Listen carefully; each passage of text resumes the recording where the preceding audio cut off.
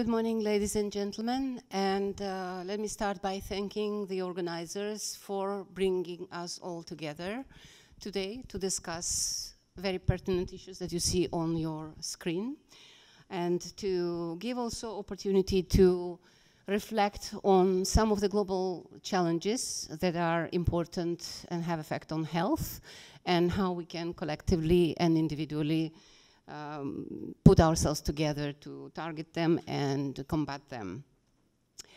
I would like to start my speech by reminding us all that, yes, indeed, health is the outcome of sustainable development, and there is an explicit goal 3, which is dedicated to health, as you very well know.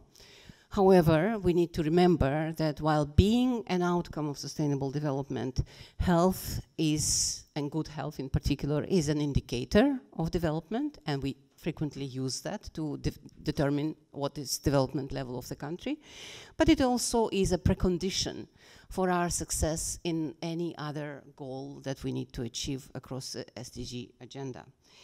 So this is why I would like to highlight today that, yes, health goal 3 is the one that we focus on because it is specific to health outcomes and well-being for all at all ages and in all settings, but there are also other goals across which we see majorly all the health issues divided and covered in different targets across SDG agenda. For example, in every country, health stands on a common ground with social inclusion and poverty alleviation. And poor people actually nowhere will ever be able to use their entire potential and achieve good health for themselves, nor they will be able to achieve social mobility, which is again a very important determinant for health outcome. And that is goal number 1 about poverty. So that's how we are linked there. Universal health coverage, which is a central pillar of the SDG 3, is a key driver, of course, to achieve all the health-related targets, and it contributes broadly to broader public security also, which in turn reduces violence and related deaths, which is again goal 16, to which it is linked. So we are building inclusive societies, and that's where the universal health coverage plays its role.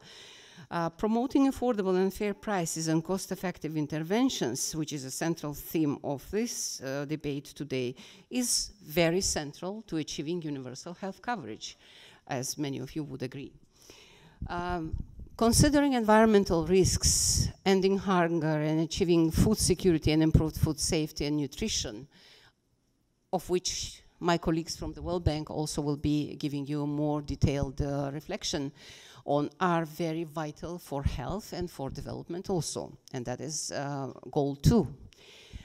The provision of clean water and sanitation, I don't think I need to mention to any of you that reducing number of deaths from diarrhea will be the first immediate outcome and impact on the health. And as we know, children are still the greatest victims from this disease, from diarrhea. At this point in time, 1 out of 9 deaths of children under 5 is happening because of diarrhea, and it totals to over the 500,000 per year of deaths, and that is more than deaths from AIDS, malaria, and measles combined. So it is a very significant goal, which will help us to reach health goals. The clean household energy is another, goal 7, which is, again, addressing inclusive, safe, and resilient cities, resilient systems, but it also is linked with the healthy cities environment, and it will help us also to link to another goal in SDG agenda, goal 11, where we are talking about sustainable cities. So in-house pollution and also environmental pollution. Outdoors are very important determining factors, risk factors, from which we have many of non-communicable diseases. which are causing about 7 million of premature deaths every year, mainly due to cardiovascular diseases, stroke, chronic obstructive pulmonary disease, and lung cancers. So unless we address those goals, we will not be able to see the progress in tackling, even with the newest and most modern and most affordable technologies, the number of people who are suffering from those diseases or dying prematurely. Free, equitable, and good quality secondary education and early childhood development, which is goal 4, is also an essential driver of progress in the realm of global health. And investments in early childhood development are important, as it is a basis for better health outcomes later in the life and preventing many diseases such as non-communicable diseases. As you would all know, today we are not talking anymore about child survival, we are talking about thriving and transforming. So for this to happen, we need to think beyond survival, which means that we need to invest in brains of children in 1,000 days, and there is a lot of work going on all over globally, and investments in this area. So innovations will definitely play their role in seeing our future generations more productive, more capable, more thriving, and more able to reach full potential of their lives. I would like to make a special mention in connection to Goal 3 and universal health coverage of the human resource policy for health, because this is something very important. A lot of work in health sector requires qualified health workforce at every level. And this is something which is recognized in the United Nations Secretary General's 2016 Commission report, and it is seen as one very important contributor to not just improvement in health, but also economic growth that we have to keep in mind. In short, all these goals are showing very strong interlinkages, and we will be only able to achieve progress in health, not only focusing on health goal 3, but also on focusing all the other goals that are bringing us potential for improvement in health. These are sectors covering nutrition, water, sanitation, air quality, road safety, education, gender equality, empowerment of women and girls, migration, and peace and security, and the others. We are also looking at how fiscal and finance policies can influence that, like, for example, taxing schemes to discourage unhealthy behaviors in individuals, with tobacco and alcohol being a good example of that. These are also means to improve health of people. The question of today's, or the main theme of today's conversation, is about role of novel diagnostics, technologies, and affordable treatments in achieving or in having greater outcomes of the health systems functioning. All of you know that major improvements in health across the history of public health is very much connected to technological advances, be it the invention of antibiotics or vaccines or many other interventions which have shown major improvements in public health. There are many advances that are being made currently also in combating infectious diseases such as HIV, tuberculosis, malaria, because more affordable technologies and treatments have found their way and have been applied in practice. The overarching objective for more affordable medicine is to find a model of fair pricing that makes essential medicines available and sustainable in quantities and prices that are affordable for patients, for the third-party payers, but also for health system budgets at large. So WHO recently, let me update you, we have had a special forum on fair pricing forum, we called it, with a view to understand how we can promote those meaningful innovation and affordable products, and how we can keep old but necessary medicines also on the market, because many manufacturers are actually losing interest to continued manufacturing of those medicines, but they are extremely important for public health purposes. So we need to find a balance, and the forum has been discussing reflect and address interests of all stakeholders here. The international community and numerous countries have already taken some concrete actions to improve affordability, such as improved policies on the use of generic medicine, joint negotiations, international collaboration, and more solidarity to increase price transparency between countries.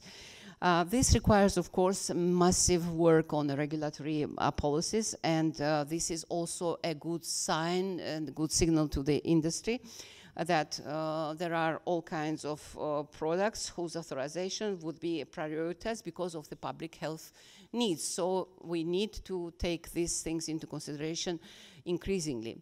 There are mechanisms such as market entry awards and global innovation funds for research into low-earning medicines, which are required mostly by low and middle-income countries, but there are no major interests to invest in research in this area. So I think transparency on prices, governance, and production on research and development costs is a very important factor that we need to always bring into the picture when we are discussing affordable prices for affordable technologies. WHO has worked to strengthen health and pharmaceutical systems in low and middle income countries and has also helped to improve the quality of generic medicines production for major infectious diseases and ensure the availability of quality assured vaccines in diagnostics. There are many examples. I don't want to list them all here, but this is one of the predominant area of work for many of our programs, and indeed there are very good examples where people have been able to access those treatments at affordable cost for the society. One example that I would especially want to highlight in terms of what WHO is doing is the medicines pre-qualification program, which is now very firmly established program and a mechanism in ensuring quality, safety, efficacy of low-cost generic products, which match all these parameters of originator product. Now, WHO is doing pre-qualification of those products so that governments in middle and income settings, they don't need to go through all this very costly evaluation and check off the quality of manufacturer site and everything. So we, as WHO, do it for them. We also take responsibility for regular control of those parameters and they're sustaining those. And so that we stand as a guaranteed authority to those countries to buy from those manufacturers based without any registration and marketing authorization, which requires very, very time-consuming and costly assessment. So by now we have 250 finished pharmaceutical products for treating HIV-related conditions. That's how actually people got access to HIV treatment. We are also facilitating proliferation of more affordable treatments through this scheme. On 31st March of this year, WHO first time pre-qualified the generic active pharmaceutical ingredient for hepatitis C, sofosbuvir. So that's again a very important breakthrough step because it suddenly makes these medicines affordable and available in every setting. WHO also announced the launch of pilot project for pre-qualification of biosimilar medicines, which is again very important step forward to deal with expensive cancer treatments and make them more widely available, especially in low and middle income countries. Public-private partnerships are visible manifestation of the power of collaboration to produce more affordable technologies and treatments, for example, such as meningitis vaccine project, which is coordinated by WHO and PATH, but funding comes from Bill and Melinda Gates Foundation, and they have successfully developed with us new and affordable conjugate vaccine for use in Africa, and that has prevented many deaths in African continent. On 6 June 2017, WHO released its updated essential medicines list, which is something we do every year. Regularly we update to include new products, and they are very heavily scrutinized by the top expert committees of the world. So this is a very important policy guidance instrument to countries, what medicines they should be concentrating on when they are investing public resources in making those medicines available and affordable for people. So this time, first time actually, we included also a recommendation to produce essential diagnostic list. It has never been produced so far. So right now, we are in the process of drafting this list, and it will become undoubtedly an important contribution to the universal health coverage agenda in the future. So we are working on that, and that can maybe open a new era for the diagnostic products also. Let me say a couple of words about health security issues, which is on everybody's agenda all the time.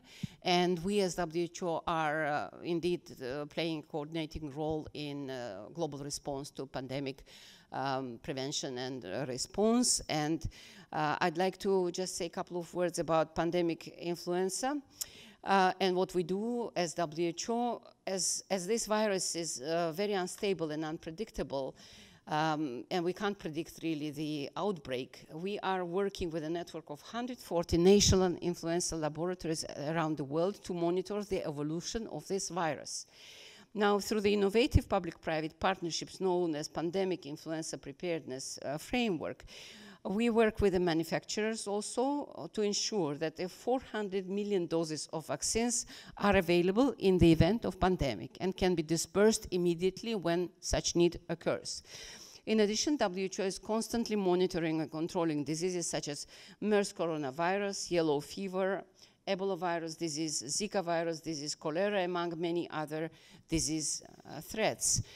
And as everybody here probably was involved in one way or another in the global response to Ebola outbreak in West Africa a couple of years back. I'd like to mention that the research and development of medicinal products have become an integral part of any response to epidemic and public health emergencies. With many governments alongside WHO, at the time of Ebola crisis, public and private entities and scientists came together and produced an effective vaccine against Ebola, which was developed and tested only within 12 months, which is as opposed to 5 to 10 years normal process of development of any vaccine. So you can see how much of savings have been done by being so fast and working together to make this happen. So this is how the research and development blueprint for public health emergencies was born in WHO, and it is backed by all WHO member states. That blueprint also defined a priority list of diseases likely to cause epidemics in the future. For each of those, WHO is preparing roadmap and developing the profile for kind of vaccines, medicines, and diagnostics we will need to address those outbreaks. So far, the target profiles have been developed for vaccines and diagnostics to address Zika, Nipah virus, and Lassa fever. The standards to guide the research and our partners will ensure that everyone works around the same standards, same product characteristics, and that we are better prepared in case such epidemics will occur. And let me now finally highlight a couple of examples in various programmatic areas where WHO is working quite intensely, where innovations have played very significant role. For example, tuberculosis. Novel diagnostics and new treatments, including for drug-resistant tuberculosis, have the potential to revolutionize patient care delivery if they are implemented at a scale which is required. WHO has been proactively enabling the scientific evidence behind diagnostic and treatment innovations for TB and has established global standards for patient-centered care within Goal 3 of the SDG framework. Some of those highlights are, like, since 2010, WHO recommended use of rapid molecular tests for TB and rifampicin resistance detection in patients with pulmonary TB. This, ladies and gentlemen, proved to be a true game changer, and it was first test that can be done in decentralized health service level and simultaneously detect both disease and drug resistance, which is very critical to fight the disease. Analog to the efforts undertaken to tackle and overcome resistance to TB drugs, novel diagnostics and technologies can greatly help diminish the burden of antimicrobial resistance more broadly. As MR, antimicrobial resistance, is a threat to an economic future of the world, and it's bound to surpass cancer as a number 2 global killer by 2050. WHO and others reckon the importance of dealing with AMR firsthand. On July 18, we are convening a high-level political forum side event on antimicrobial resistance, which is entitled Antimicrobial Resistance and Litmus Test for Multi-Sectoral Action on Sustainable Development Goals. This will center on multi-sectoral dimension of the issue and have a tripartite presence of WHO, Food and Agriculture Organization, Animal Health Organization, so we will be dealing with this through the One Health approach. In maternal and child health, of course, very popular area for innovations. Groundbreaking innovations are being tested on the ground to improve maternal and child health outcomes, and Every Woman, Every Child initiative of the UN Secretary General has been a very good platform to bring those together. For example, the Odon device for delivery assistance, which is designed to be safer and easier to use in resource-limited setting, and vacuum extractors and in cesarean sections, has the potential to save 200,000 lives in sub-Saharan Africa. Additionally, WHO is supporting development of heat-stable alternative carbetocin for the prevention of postpartum hemorrhage in partnership with Merck for mothers and Ferring. This will replace a drug oxytocin, which is cheap and effective medicine, but outside it's not stable in a tropical climate, which means that we can't prevent maternal deaths due to postpartum hemorrhage in those settings. So hopefully this new medicine will do that. In HIV/AIDS area, the advent of point-of-care early infant diagnosis of HIV technologies is a breakthrough that creates the opportunity to increase coverage of early infant diagnostics testing. It will allow same-day test results and enable initiation of earlier treatment, as well as address some of the key limitations of conventional early infant diagnosis network. In particular, long turnaround times for tests and high rates of loss to follow up. So these are some of the examples I wanted to highlight today to you. And in conclusion, I'd like to reiterate that sustainable development agenda cannot be met and achieved through affordable technologies and treatments alone. They are important, but they are not sufficient to have progress in SDGs. Instead, we need to work together and across all the sectors to promote equitable access to novel diagnostics and affordable treatments, to prevent excess morbidity and mortality across the globe, and together achieve SDG agenda. We need to work for health and for preventing diseases across all the sectors. Affordable technologies and treatments demand engagement and partnership for the public and private sectors across all those goals. We also need to concentrate on sustainable funding mechanisms to stimulate innovations. I gave you some examples of what we do about it.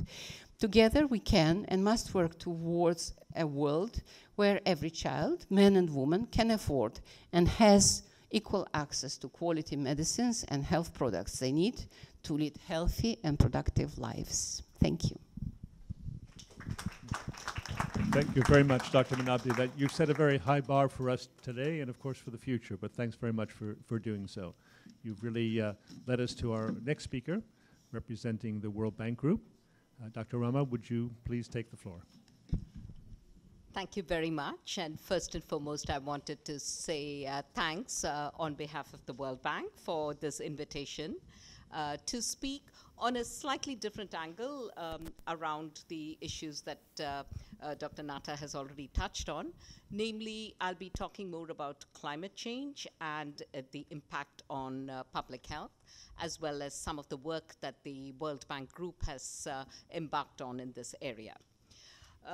As you all know, climate change is already impacting human health and will have a greater impact as we move into the future.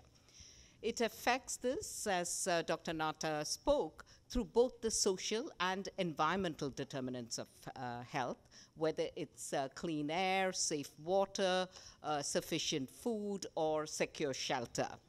And these determinants of health, when compromised, are going to lead to malnutrition, heat stress, vector-borne diseases, water-related illnesses, air quality-related illnesses, and, of course, mental distress, too.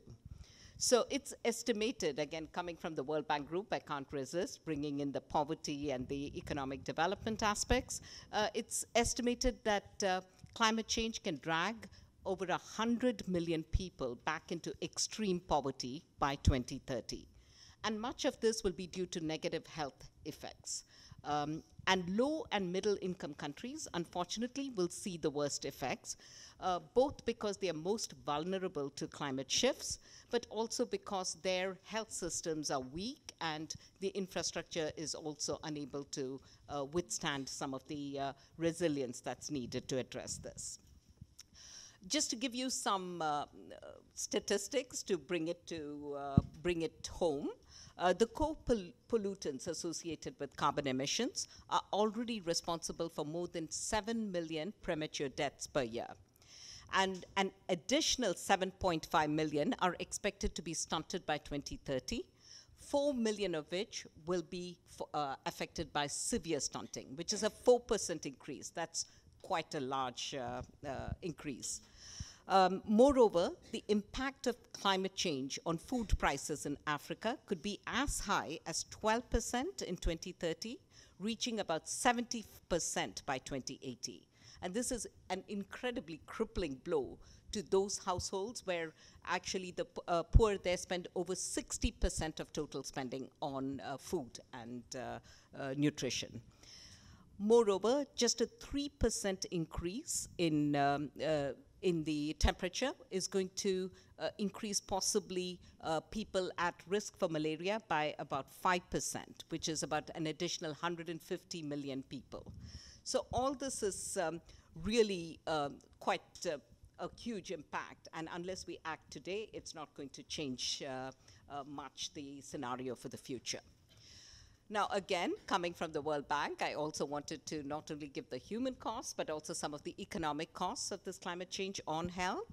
And it's estimated that global additional costs associated with climate change-related impacts from just 3 diseases. That's really malaria, diarrheal diseases, and malnutrition. So it's not taking into account a slew of other conditions that could come in.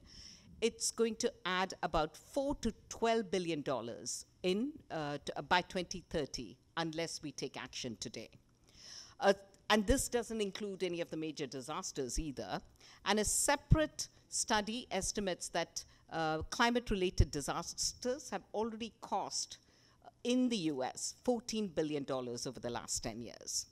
And impacts associated with labor productivity, losses due to excess heat, so the heat stress, may be as much as 11 to 20% in heat-prone regions such as Asia and Latin America and the Caribbean by 2080.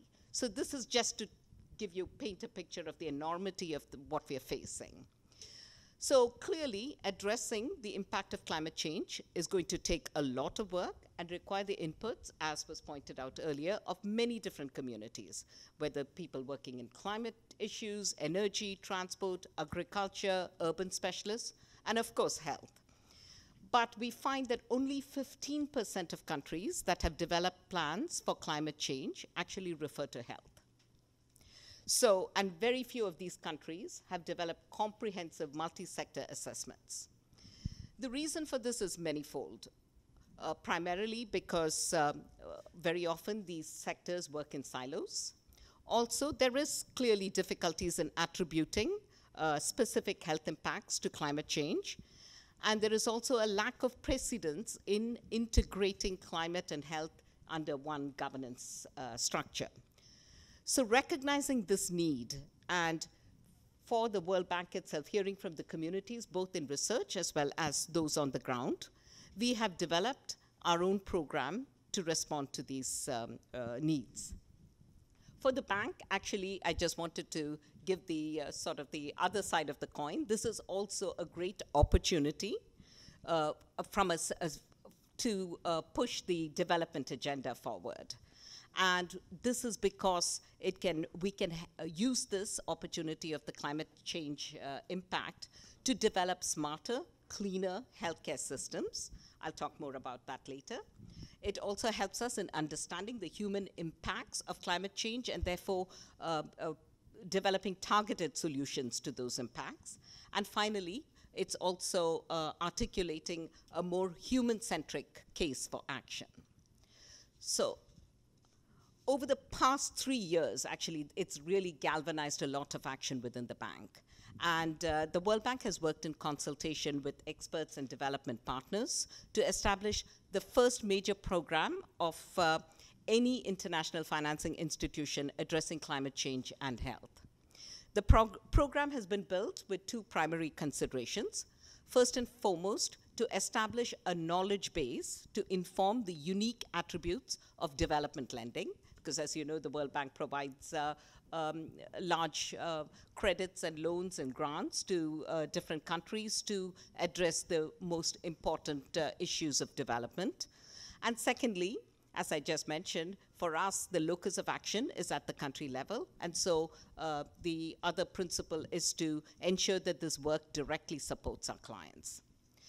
So the first logical step, given our country-centric way of working, was to identify those countries with the greatest degree of climate change-associated health impact.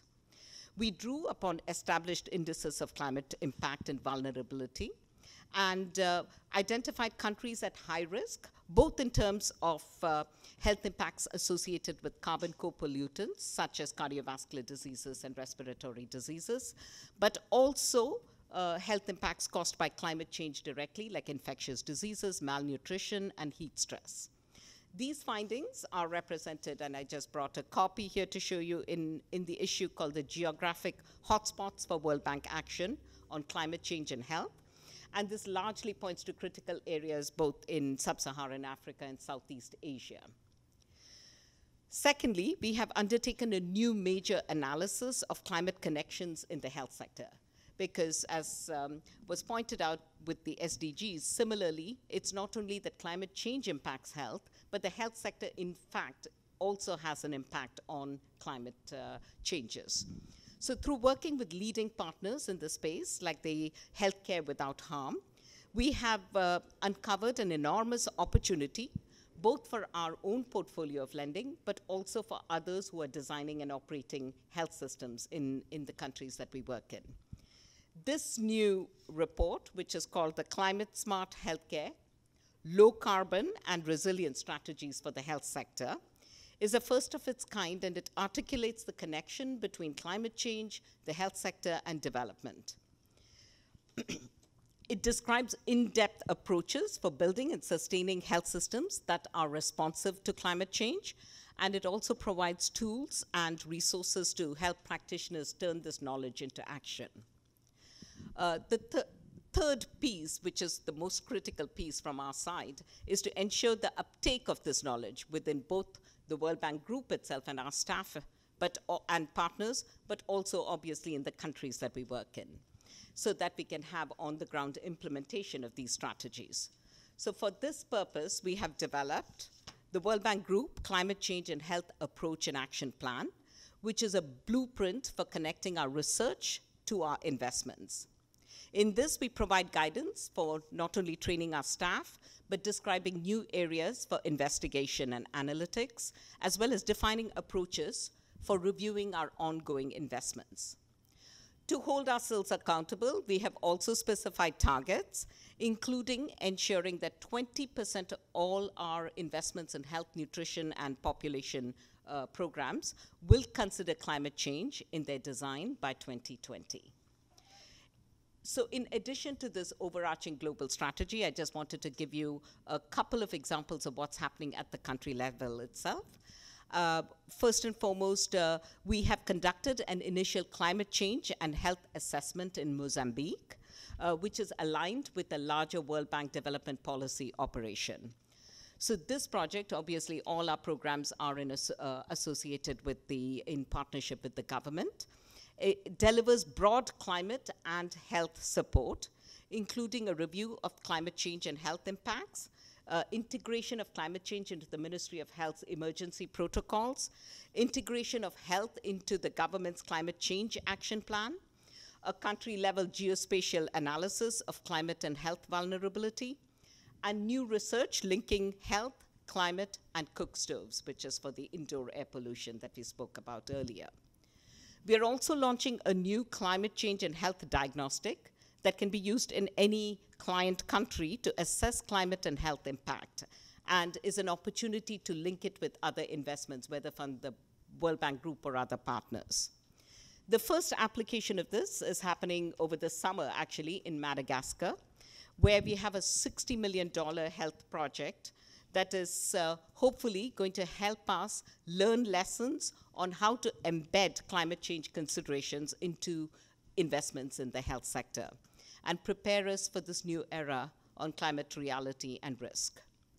So as we move into the future, we will continue to translate research into development action, and we look forward to making good on the targets we have outlined in our own climate change and health action plan, working with countries in the with the most need, and expanding the uptake and implementation of climate-smart healthcare. We are also already reviewing our portfolio to identify additional entry points where we can work towards increasing our engagement in climate change and health stress testing. Before I conclude, I just wanted to say this would never have been possible without the invaluable contributions of our partners, starting with the one to my right, WHO, but also the Nordic Development Fund, GIZ, USAID, USNIH, obviously foundations, NGOs, universities, academia, etc. And in particular, as I mentioned earlier, the governments of Mozambique and Madagascar, who have taken up this as a challenge and an opportunity. So whether drawing from our own work or that of the many partners upon whom we so heavily rely, we continue to learn from, adapt, and apply the best methods to establish new pathways so that we can protect health from climate change. Thank you.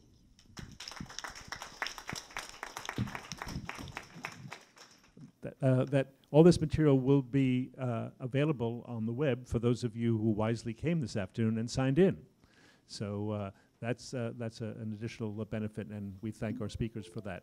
We'll move you right along because we're running a little bit late on time. So let me please ask our moderator for the first panel, Dr. Joanne, to come forward and set the next panel going. Joanne Halpern is the founding director of the German Center for Research and Innovation here in New York City. She's also a professor at NYU. But I give the floor to her and to her panel. Thank you, Aaron, and also thank you to our speakers. So this panel is going to focus on diagnostic challenges of resurging diseases and special circumstances. Our speakers are going to address the following topics: infectious and tropical diseases, the repurposing of existing drugs, and the globalization of diseases. So what I'm going to do is I'm going to briefly introduce our first speaker, and I'm not going to give you long introductions because you have their biographies in front of you. And then we're going to leave the questions until the end. So our first speaker is going to be Dr. Richard Lutz. He's a board-certified hematologist and oncologist with a broad range of experience in the field of medicine. He is also a consultant who works with the pharmaceutical and biotechnology industries. And he's going to speak about infectious and tropical diseases. Thank you. It's good to be here. And I appreciate the opportunity to have a discussion from a clinician standpoint. Actually, trying to get on the train from here, it's good to be anywhere. We were stuck in Stamford for an hour, and I don't think that train has left yet. But Uber, I guess, works. We got off the train and made it. So what I want to present is, and I'll keep it fairly short, and you're going to hear topics that you know all about, but from a bit of a different perspective, from a perspective of a physician and somebody who's had a phenomenal amount of hands-on experience. So first of all, my background is hematology oncology. So what does a cancer blood specialist know about infectious disease? And I'd like to say a great, great deal. Every single severely infected patient eventually develops problems with the bone marrow, with the white cells, with the red cells and the platelets. So I have probably seen several thousand patients with a variety of infections. And then when you're an oncologist and you treat patients with cancer therapy, you're really destroying their bone marrow on purpose, hopefully just enough so that they survive. but you're also developing an immunodeficient patient and developing all sorts of diseases that you see randomly in, rarely in other healthy people. So I want to present for my first case, and what we're really going to do is just kind of run through kind of the canary in the mine, the next pandemic. And I'm going to just put together some of the things we know and some of the things we don't know and end up with some of the issues that need to be solved. So, on a hands-on experience 30 years ago, I think, I was in practice as a hematologist. I had a lot of coagulation background, and I had 3 hemophilia patients, which is rather unusual because usually they're in hemophilia centers, and I was an oncologist hematologist in practice. And a lady, and there's only 4, it's a male disease, so there are only 4 hemophilia patients in the world at the time who were female, and that's a whole other discussion, came to my office, a very good friend, a hemophilia patient, and we'd been working together for 5, 6, 7 years with her disease. She said, I heard something in California about some kind of funny disease in gay men, I think Los Angeles, and maybe it's gotten in the blood supply. And my response was, you know, Beth, I read every day. I know everything there is to read about medicine. I know all the infections. That's impossible. Nothing just pops up. So therein lies sort of my story today. We know what popped up at that era. And I lost all 3 of my patients. And we know what happened globally. And just a quick review. So one thing I want to say is that we're constantly fighting with bugs, okay? So, and the viruses involved, and bacteria evolve.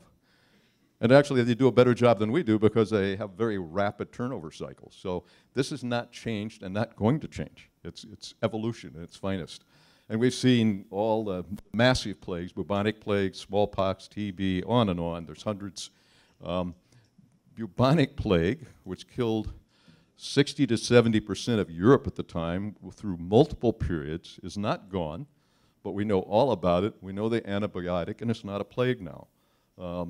Actually, yesterday or 2 days ago, there were 3 cases in Arizona of bubonic plague. And we know the history, we know the life cycle, and they were treated with antibiotics, surgically 6 or 7 a year, and it's no longer a problem. So, getting back to the HIV story, I not only saw my original patients die, as a hematologist in the hospital, I saw another several hundred patients over the 2 or 3 years' time. And at that period of time, I just want to take you back a little bit because this is 30 years out, everyone died. Everyone that got HIV, that had severe HIV, which most of them did. The mortality was 100%. They died of immunodeficiency disease, all kinds of infections that normally don't kill normal people. And the problem with the virus was, and we didn't know what, I really want to, this is sort of out of the blue. We know so much now, and every one of you knew all about HIV. We didn't know then anything about it. We didn't know it was a virus. So after several years, Bob Gallo in Waterbury and the Paris Institute found that there was a virus involved. But what the virus does is it attacks white cells. It attacks a specific cell, the CD4 cells, and you need those to fight infection. So when our patients dropped down below about 500 CD4 cells, that's when they became seriously ill and all died. I'm just going to give you this brief history of AIDS because my point is really at the end to show what we need to do to at least attempt to look at the next pandemic and how this one formed. So actually, in 1970, clinically, HIV spread to humans. But by 1980, before we diagnosed the disease, there were up to 300,000 people infected. So what we're saying here is this is a strange disease to cause this pandemic because it didn't kill people rapidly. It killed everybody eventually, but it was around for a long time. And then it was in 1981, this is the time that I heard about it, and my patient heard about it in Los Angeles, the gay bowel disease it was called at the time. And it took to 1984 to discover the retrovirus that caused AIDS. And then the number that, just looking it up to make this slide surprise me, there have been 65 million infections and 25 million deaths. That was 2005, and 4.5 million new cases. And today, it's estimated that about, well, in 2013, 35 million people are alive with HIV, because now we have treatments. for most of the people. 18 million people are on retroviral therapy, which still means there's an awful lot of people living with HIV that do not have retroviral therapy. And so the disease originated, like the other diseases we're going to talk about today, in the Congo, probably around 1920, from work that's been done over the last 10 or 20 years, when HIV crossed species in a variety of baboons, and it crossed species because they're very similar to us immunologically. So the threats for us in the future are certain species of mammals, bats, etc., that have some similarity to people. So the next point is, what would happen if we're suddenly exposed to a deadly virus that have been absent for thousands of years that we have never met before? We may be about to find out. And therein the discussion on global warming. And it's not just global warming. We have a complex society. So certainly global warming may create the threat to our population of certain viruses, but there's travel involved, poverty, war, multiple things that also add to that. But I think global warming is the topic of the day, and certainly what may be happening that it may initiate the initial threat. But those other factors are certainly going to be involved. So where will the next pandemic arise? We all know about Ebola virus. It's not really a pandemic, and there's a reason, and there's a point I put this in. Ebola virus kills very quickly. The incubation period is 2 to 21 days, something like that. And the patient is not infectious until really they're symptomatic. And then they're until they're really, really symptomatic, and they're grossly infectious. And the majority of people that physically come in contact then with these patients will get the disease, and a certain large percentage will die, although we've made progress recently in Ebola virus. But the point is, it's probably not going to be the next major threat because most of the patients die. It will be a threat locally, and maybe a large number of patients will die in that local situation, such as the recent outbreak in West Africa, which I think was the worst. But it's hard to become a global pandemic because it's pretty easy to screen anybody who's remotely sick when you know there's an outbreak, doesn't come into the United States, Western Europe, etc. So it's a large epidemic. And it came from the bats, and as far as we know, fruit bats. And fruit bats are sort of the natural Ebola host virus, and it also was introduced to humans through close contact with any kind of body fluid. Because of this long incubation period, like I said, it's just probably not going to be a major threat because humans aren't infectious until they're symptomatic. Whereas if you compare that to the HIV, the patients are highly infectious, no symptoms, don't know they have the disease back when we first found the disease and diagnosed it, and today. And another pandemic that we already have, we all know about, the Zika virus, and it's here, and it's really not, it's actually becoming pandemic. And the interesting thing is that the mosquito that causes this disease bites during the day and night, unlike the mosquitoes that cause malaria, so an additional problem in controlling the disease. We all know about the multiple birth defects, and we have local Zika transmission in the continental United States. So it's entering the pandemic phase. It may attack a certain patient population and not be a massive pandemic, but it's already becoming a pandemic. So where is the next threat going to arise, the canary in the mine? Probably in the experts in the field are saying probably in South America, perhaps Southeast Asia, parts of Africa. These are all very biodiverse areas. They are home of thousands of species, and they are warming, and that increases perhaps the species. Also other factor is people coming into zones that they didn't inhabit before and coming in contact with various species. And so it's the tropical countries that are most likely to harbor the next threats. In all of these countries, it's a hotbed of viruses. If you think of viruses, that every mammal probably has 20 or 30 viruses times the number of mammals, which is huge. So you have hundreds of thousands of viruses. And things like bats are probably the biggest threat of carrying viruses. In the United States, it's rodents, primates in other countries. The source of the Zika virus. So there's a huge potential of one of these viruses becoming pandemic. And I'm just going to say that we know about all the other viruses. I'm talking about the viruses we don't know about. So I was going to put on a slide the viruses at risk that might be important for us to watch. And actually on the list is 600 that we know about that may be threatening. And so entirely different concept right now. This is north. And this is melting. We all know that, part of global warming. As the glaciers melt and the tundra melts, and just think of Russia as being hundreds and hundreds of thousands of square miles of tundra, we're exposing ground that hasn't been exposed in thousands of years.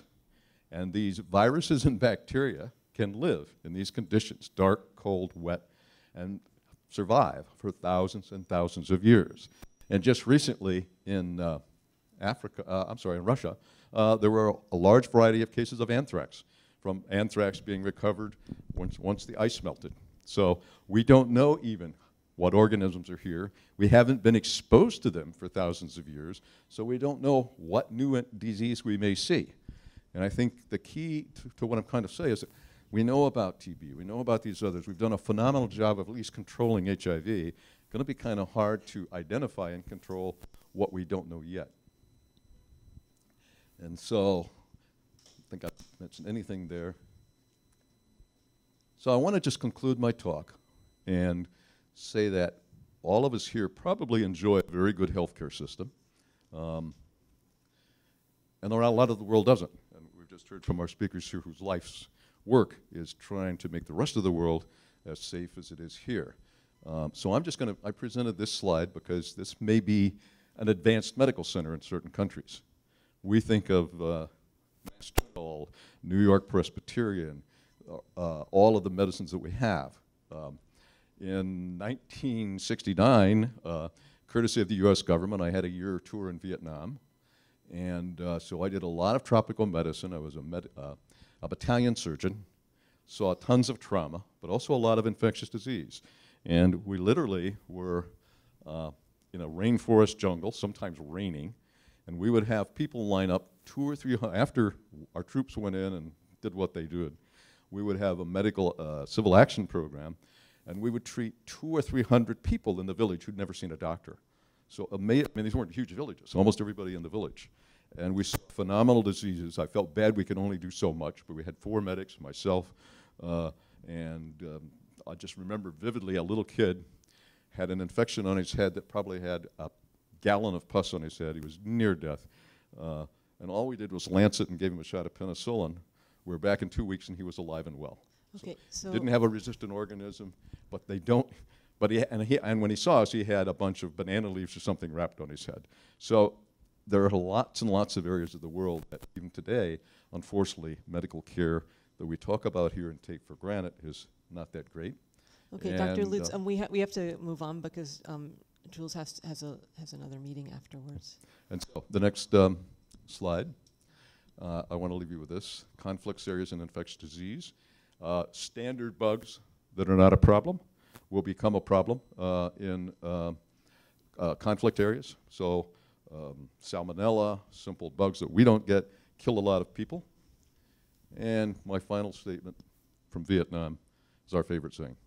Thank you. Okay, thank you very much. Okay, our next speaker is Dr. Jules Mitchell. He's the president and co-founder of Target Health, a New York City-based full-service ECRO dedicated to all aspects of drug and device development, and he's going to be speaking about the repurposing of existing drugs.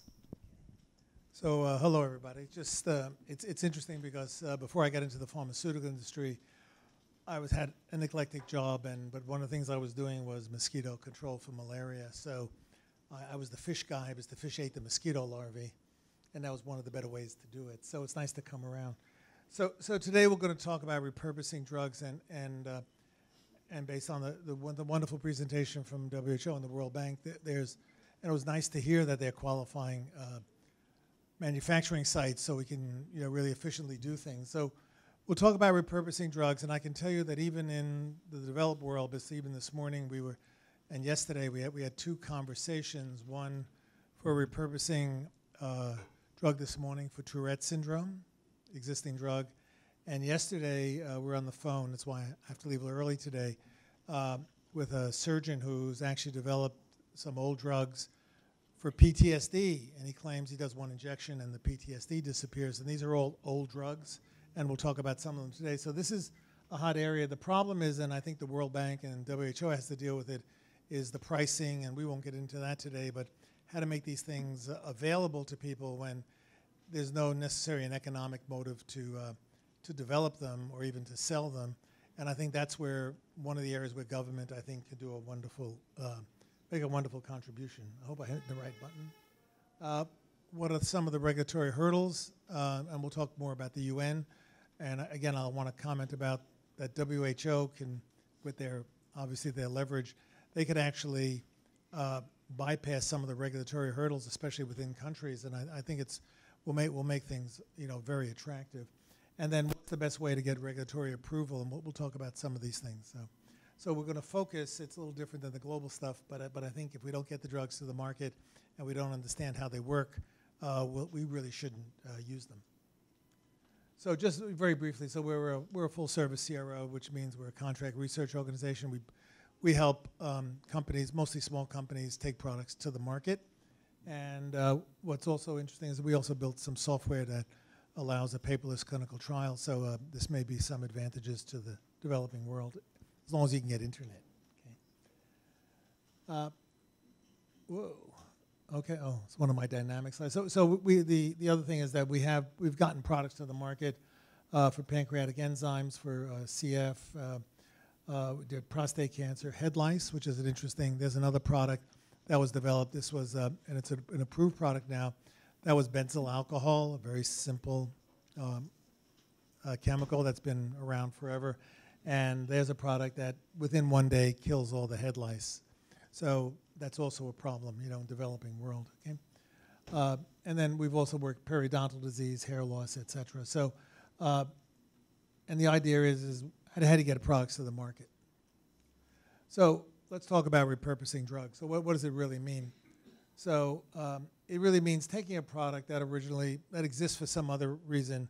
It's been approved somehow, somewhere, and then we're gonna switch it to some new indication, new formulation, new approach. We could take an oral drug and do it topically. We could do an IV drug and make it sublingual. We could do all kinds of things with it. And just some examples. So now you have aspirin. Everybody knows about aspirin now.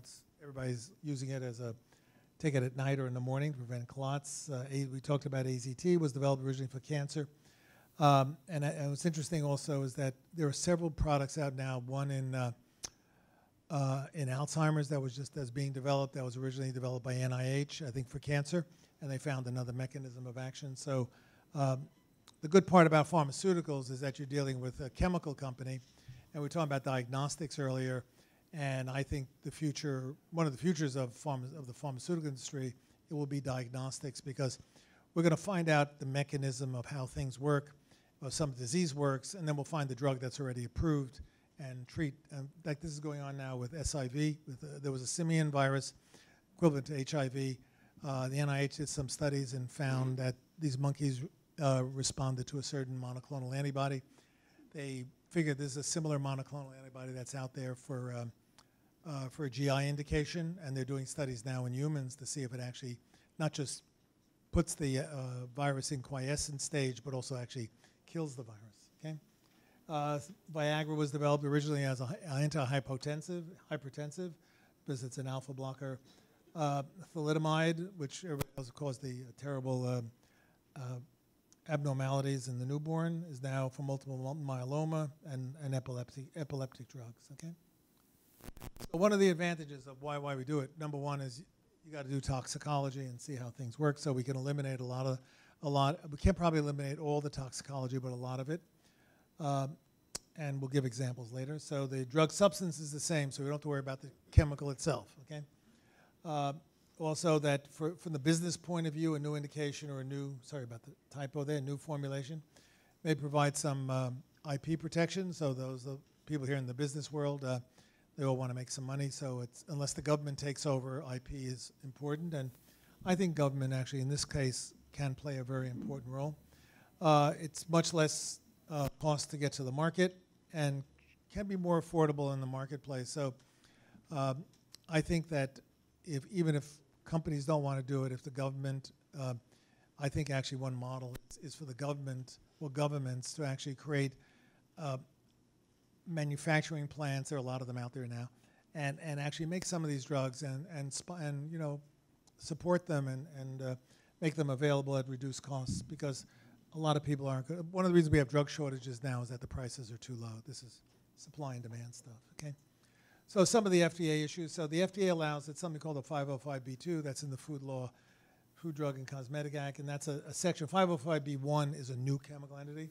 So what it means is that you can use data. So a B2 application is one where some of the investigations, some of the studies relied on the applicant's approval, were not conducted by the applicant themselves. So normally when you develop a drug, you do all the work yourself. But there may be other people have done some work on it, and we're doing things now based on the literature, et cetera. So examples could be published literature and even FDA findings of safeness and effectiveness. So that's why whenever academia does a study, we try to make sure it's somewhat robust, because we can often use that data to help get FDA at least comfortable that the drug is safe. So when we work with FDA, when you're doing these concept of repurposed drugs, or somebody has an idea even to develop a new drug, or they have a new indication and they think this is an old drug, so we always tell people meet with FDA early in the process. Always bring the experts, like we have in the room here. Okay, bring some experts with you. We also tell them now even to bring, though it may not be feasible for some of these studies, but some of these indications, but even bring patients now, because the patient voice now becomes very important. What's actually important to the patient, not just to the doc and some measurement. And also, if you have a plan, you can't go say FDA, how do you do this? You have to tell them what you want to do. And actually, if you do it right, I always tell people, FDA will give you some free consulting. You may not like everything they tell you, but at least you know what the rules will be. And I'm going to give you a couple examples. So here's a drug where multiple sclerosis is a chronic disease, okay? And we don't have to say what it is, but most of you will know what it is. So some people have been studying statins for some reason, okay? And this is all published, so we're not sharing any secrets. So so here's Lipitor. So now it's a generic drug, okay? Can be made cheaply. It's a small molecule, not a big deal. So in the new study on the bottom, it says people with early forms of MS, the statin drug Lipitor cut the risk of developing new brain lesions by about 50% compared with placebo. New lesions are reliable indications of future MS attacks, according to the study. So that means maybe even some of the other statins will work, okay?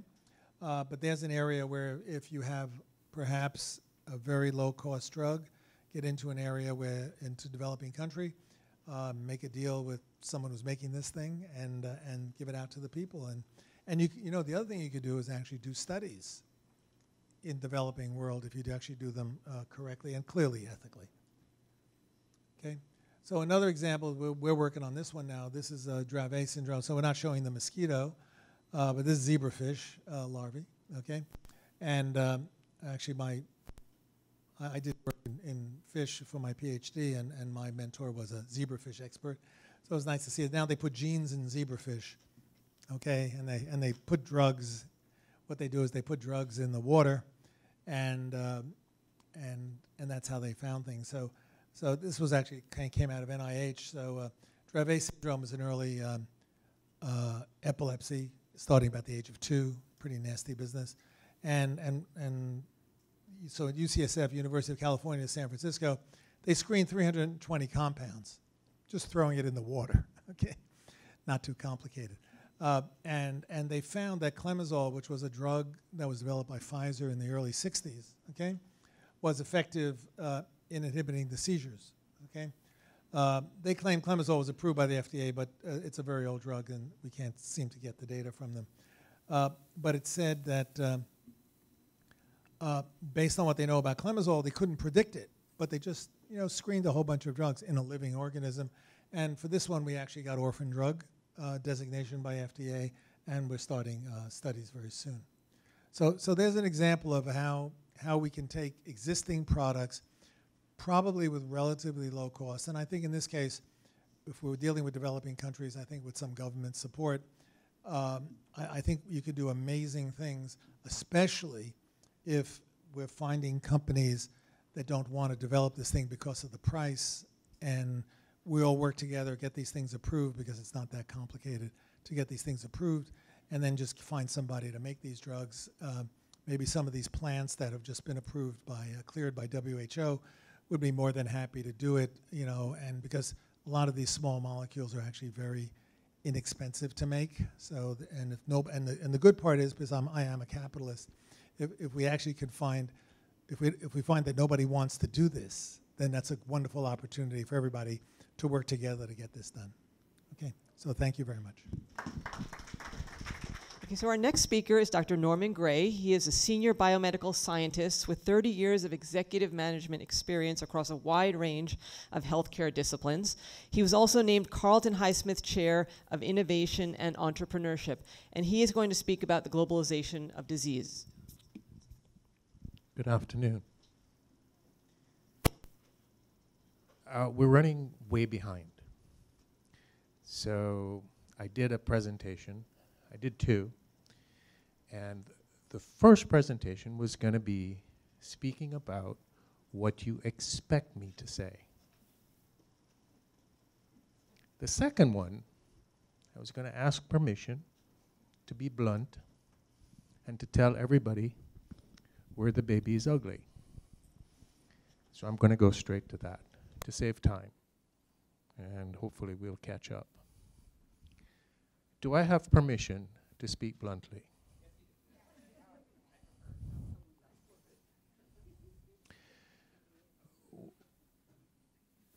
We can address the issue of what we should do if a major virus or bacteria, a pandemic, hits us again. We can have the United Nations. We can have a lot of the tree huggers. And I fall into that category. I'm a tree hugger. A silent one, but a tree hugger.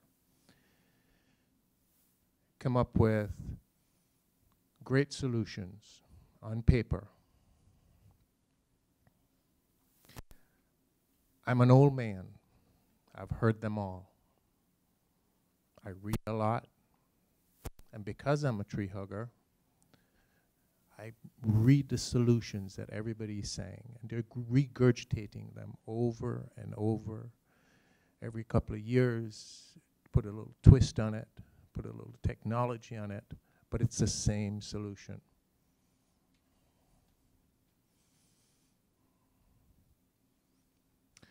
I propose to you that the solution is not there, that we have to start looking at the reality.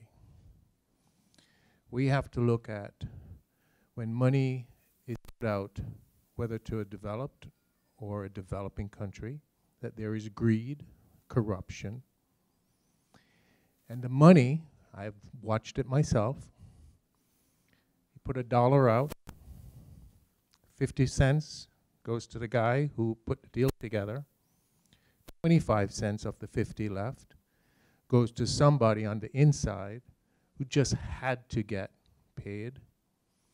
And we're lucky if 10 cents gets to the project.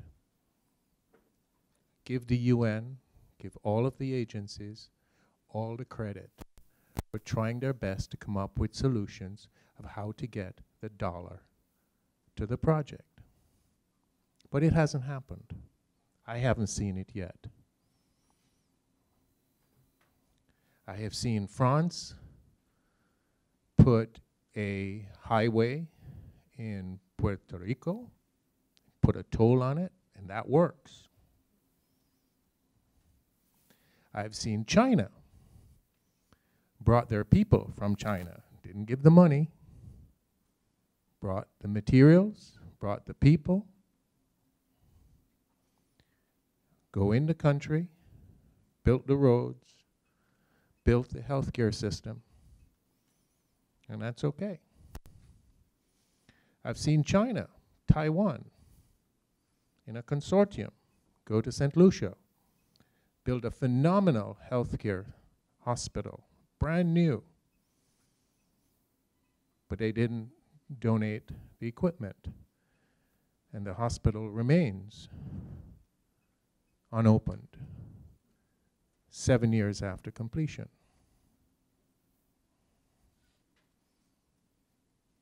The problem is not the money, and the problem is not the ideas.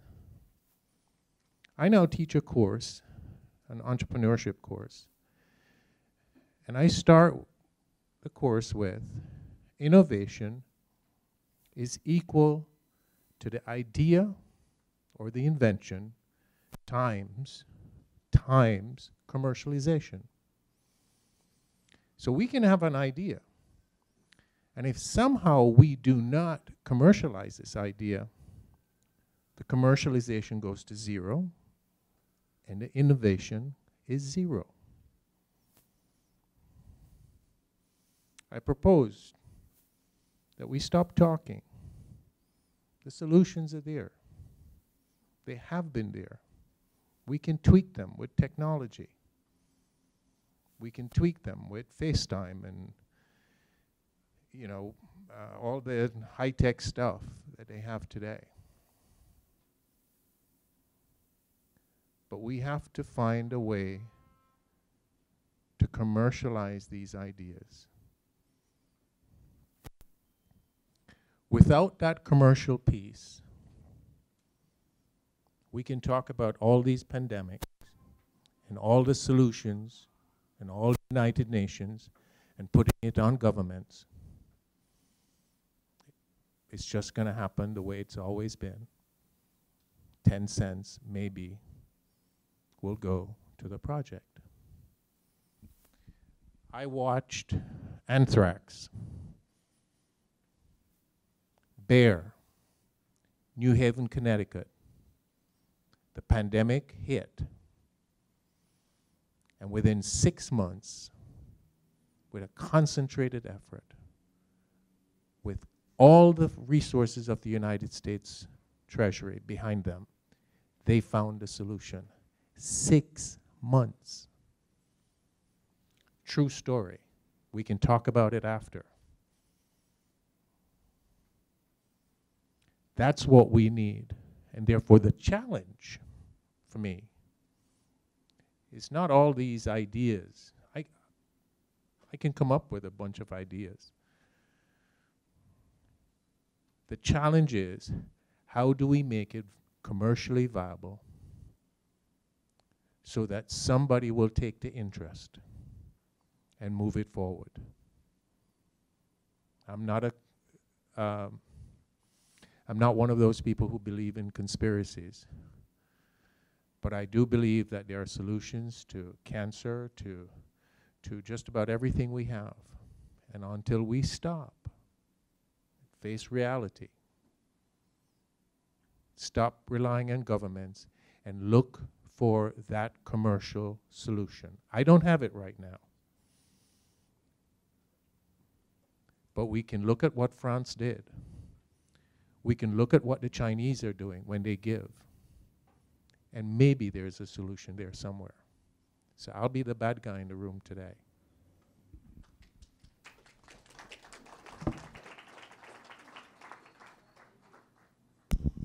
Okay, thank you, Dr. Gray. So now we're going to move to question and answer. I'm going to just start with a few questions. The first question to Richard Lutz. So you talked about a pandemic and that a pandemic might be inevitable. How soon are experts predicting the next pandemic? So all of the experts in the field are certainly predicting a new pandemic, and there's no reason not to expect so, just from what everyone knows and what I just presented. And certainly we're seeing new pandemics now. Zika, the last year, if you're going to call it a pandemic. I would say that everyone, without giving dates, they're certainly talking about inevitable and soon. And to me, that would be the next 2 or 3 years. Global warming, as we know, is threatening with new viruses every day, and travel is making the spread of those viruses greater. I think the key issue is what's the size of the pandemic, and not whether we're going to have it. something that surprised me in my reading was a moderately severe global pandemic will cost the world about $500 billion. Huge sums of money. That's 0.78% of our gross domestic product. So that would be a major pandemic, and that's probably what the HIV epidemic cost if you add it all up over the years. So an epidemic, a pandemic of that size may be a little far away. Newer, smaller pandemics that we hopefully can identify and control are probably much quicker. And what about our ability to combat pandemics? Can you talk a little bit about that? You know, the experience that I told you about with HIV, which is very personal, was 30 years ago. And we've just come so far in science in the last 30 years. And many of the people in this room are involved in database collection and that. I think one of the key things, first of all, is to identify the pandemic very early on. And there are certainly groups that are attempting to do that. There's a couple of groups here in New York, in fact, ECHO, I think, or something like that. And so identifying the outbreak is much more likely today than before. And our scientific progress, I read the science every day, I'm involved in it, we develop biomarkers. It's phenomenal. It's hard to even keep up with the progress. So the tools that we need are increasing so rapidly to define vaccines, treatments, improve antibiotics, et cetera. Unfortunately, we sort of need a stimulus of the pandemic to stimulate more research. It's sort of what Norman just said, that, you know, you've got to get the products to market, and you've got to get them commercialized, meaning available, basically, before they're going to be effective. And that actually leads to my next question to Dr. Gray.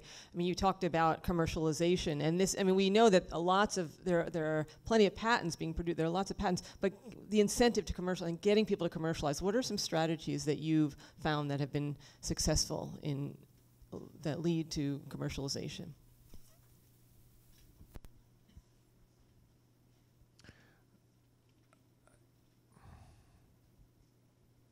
It's a difficult one.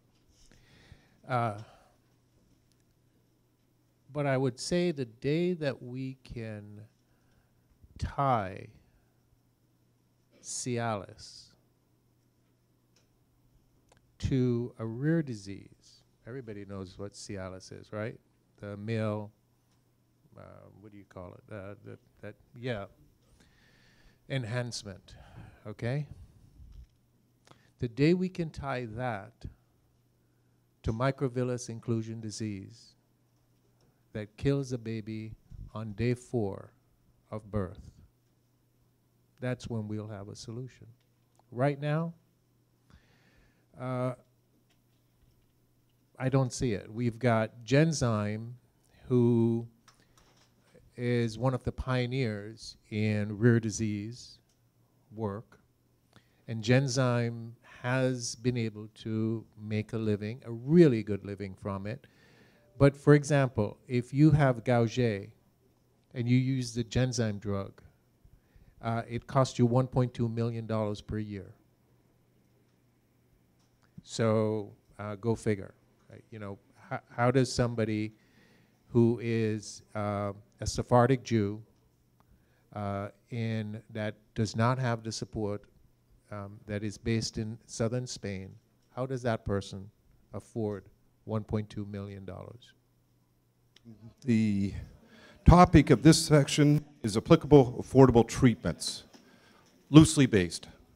All right, and if you guys thought you heard enough infectious diseases earlier, you're going to get a handful this time too. We've got 2 leading experts in infectious disease right here. So the first person who's speaking is Mr. Rick Flath. He's the founder and president of the Institute for Life Sciences Collaboration, which is responsible for this whole arrangement here. He's one of our leaders. Rick wears many hats. One of them isn't as a conductor of a train, apparently, because he came in on Metro North, and the Metro North train quit on him. And so they sat in Stamford, I believe, for an hour, waiting to get an Uber to take him in here. So he's had quite the trek. Just to let you know, Rick, I take Metro North all the time. So we're really proud to have him. Give him a round of applause to welcome Rick. Great, thank you very much. Great. Thank you for the introduction. And yes, we can say that Uber works. And thank for some of the folks that was able to get that. Otherwise, we'd still be in Stanford, I think. Let me tell you about the Institute for Life Sciences Collaboration. We have 3 offices. Aaron is, wherever he is our secretary treasurer, and the fellow out in LA is our chairman. And what we do is, we basically are a group that looks at collaboration as the way to get things done. And we've been around for about 4 or 5 years. We have worked through many of these programs. The last one we did was on climate change and the impact on health, on children's health. We work a lot with the UNA, UUSA, and all the other NGOs. But I wanted to talk today about not so much what ILSIC does, but really how we collaborate with the other groups. And one of the things that's always dear to everybody is how do we find money? So one of the other jobs I have is I'm also the chairman and founder of a private equity company where we invest in early stage drug discovery projects. And my first role in looking at raising money was almost 25 years ago. Actually raised money for a nonprofit in a little town called New London, Connecticut, where we raised $15 million for an old performing arts center. The town was going to knock it down, and we said that's crazy. The culture of the United States is built on performing arts. So we saved it, and it's going great. It's a very success. So one of the things I want to do is just break this up, and I only take 10 minutes, into 2 parts. The first part is I'm just talking about where's the money. This is from the was just published last year, 2016. There was $390 billion was given out by the good folks in the USA. $390 billion. Obviously, you can reread the chart. Much was went to religion and education. But what is key here is this is an enormous amounts of money. And in 2015, it was around $380 billion, or 375. So the first place, looking about where is funding for the types of things we want to do, we can't forget that as a country, this is incredible, that we as a country willingly produce about almost $400 billion. Now remember, on a donation, for many of that, especially in the foundations and so on, they have to give away, to keep their nonprofit status, 5% of their assets. So there's enormous amounts of assets that are out there, not just counting the amount of monies that is given every year. So keep this in mind, that the key part, and we'll talk about how do you access this money, but there is, again, this is the latest information. The second thing is on where the money is on a public sense. This is just simply the National Institute of Health, NIH. NIH is run by the government. It traditionally gives about $32 to $35 billion a year out. It is what we call the government's venture capital arm, because it funds well over 50,000 grants, well over 300,000 researchers, and 2,500 organizations receive money. Is anybody here in here who's received a NIH grant? Okay, trying to. Okay, great. Well, this is a source of money. It is hard to get to, but it is a source of money. I'll let you talk about that later. But it is enormous amounts of money for healthcare. And it is, again, what we would consider the government's venture capital money. These are the schools that get most of the money. And I find this pretty interesting. I just went through the 2,500 schools that, or universities, whatever, organizations that pick up the money. These, I don't know, 20 or so, routinely get over $100 million a year. So why is that? Is because, I mean, this is not a definitive list. I just quickly went through 2,500 names and pick out what I basically the ones that struck me there. But what's interesting to me is that for NIH dollars, the NIH people look for organizations that have a real track record of success.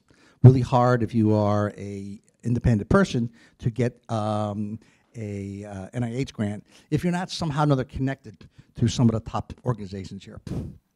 But it's interesting to me that these organizations are very familiar with everybody.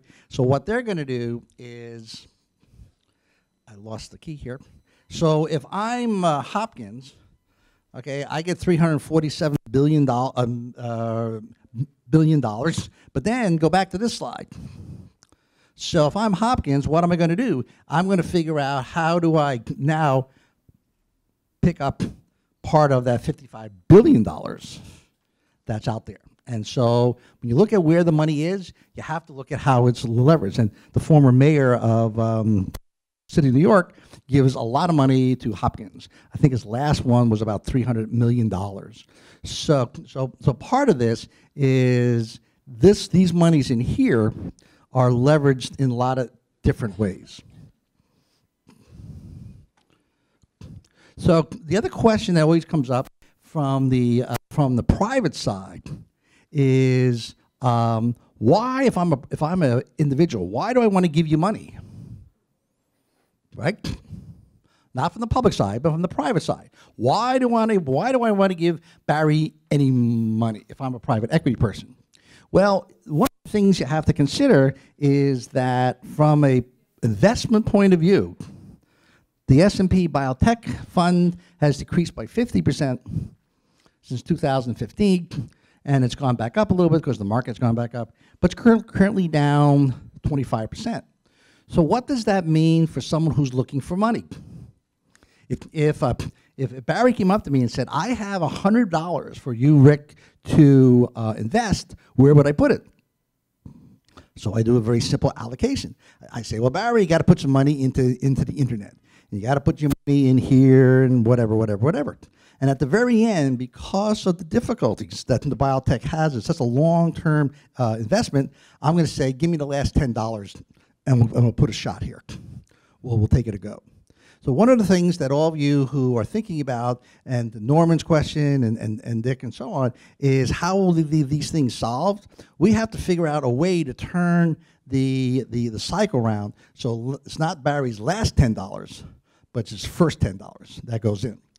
But here's some of the reasons why the biotech stocks have reduced by 50%, but now down by 25%. First of all, there's tighter drug pricing controls. So why do you want to invest in a company that has cost controls? Unclear, well, Lord knows, unclear direction in the healthcare world, and in healthcare law. Unclear pricing policies, how that's going to affect pharmaceuticals. Tax policy, there's a lot of money in pharmaceutical companies, but it's overseas. How do you get it back? And then the last thing is, pharmaceuticals have what we call terrible brand. I mean, not a lot of people would say one of my favorite organizations is the pharmaceutical companies when I think someone's mentioned it costs $1 million to have a drug. So, so just generally speaking, it's hard to invest. And finally, if I'm, all this leads to better opportunities for investors. So if I'm sitting on a lot of money and I'm a private investor, I'm going to think of all these things why I should not give you money. In fact, Barry's going to say, in fact, forget the 10, I'll give you $4.50. And the last thing I want to point out is the size of the market. This is very important. I mean, I'm trying to give you a realistic point of view here. So where does pharma rank in the top Fortune 500? This is the latest information. Johnson & Johnson is the largest pharmaceutical company, but it ranks 35th in size, revenues of $72 billion, profits of 16.5. Who do you think the largest company in the United States is? But no, I think it's Apple, right? So Apple. So here's a company that didn't hardly existed 20 years ago, and it's now the largest company in the United States. Pfizer, we always hear about the great work of Pfizer, right? It ranks 54th. I mean, you start getting above 50, it's like, who cares? Merck, 69th. And just to give you an idea on the size of this thing, if someone said, do I want to invest in Johnson & Johnson or Merck, or do I want to invest in the companies that sell the drugs, where are you going to put your money?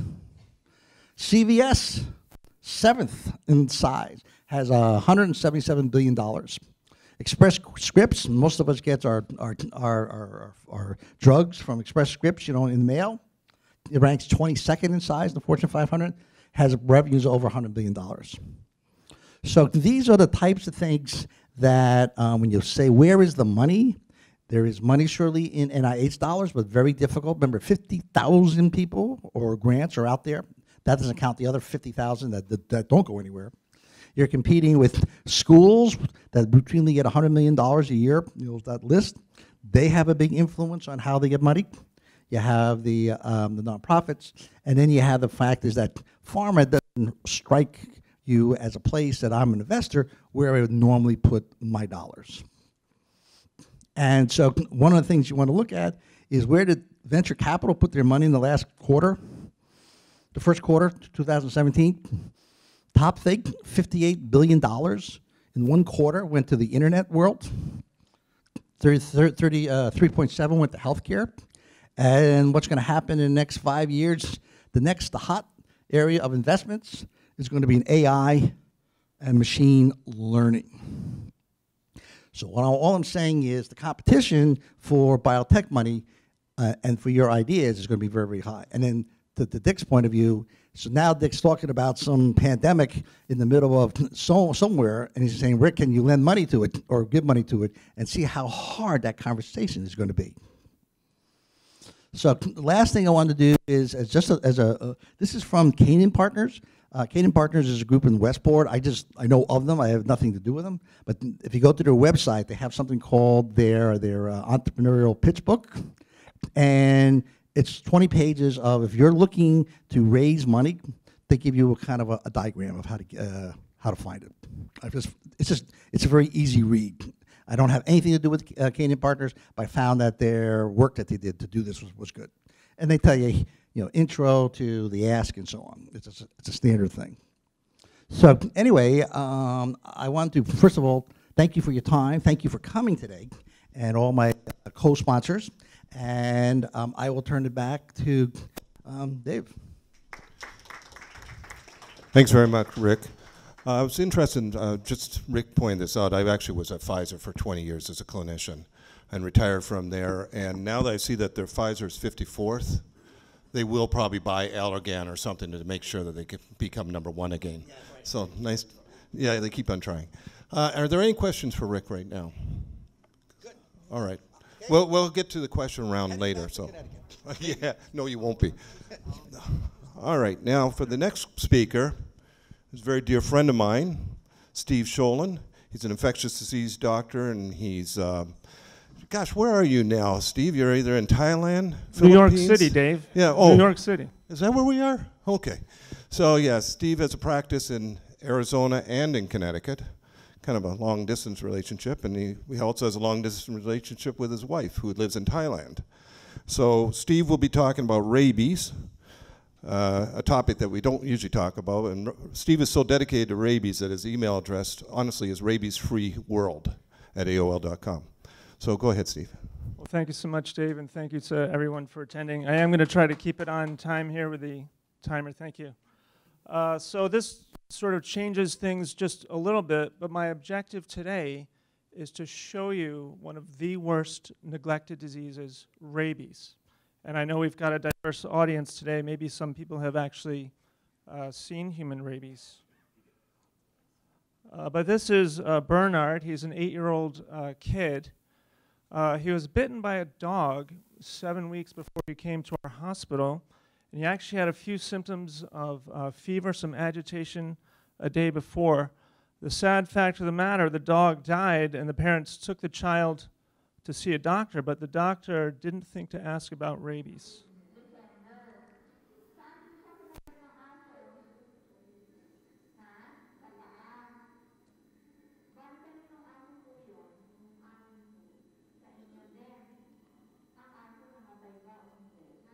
So you can see the child is quite agitated. He's moving around.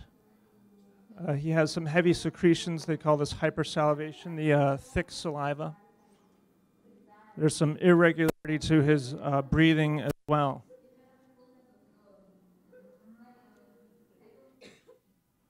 Now this is the telltale symptom of rabies, the hydrophobia.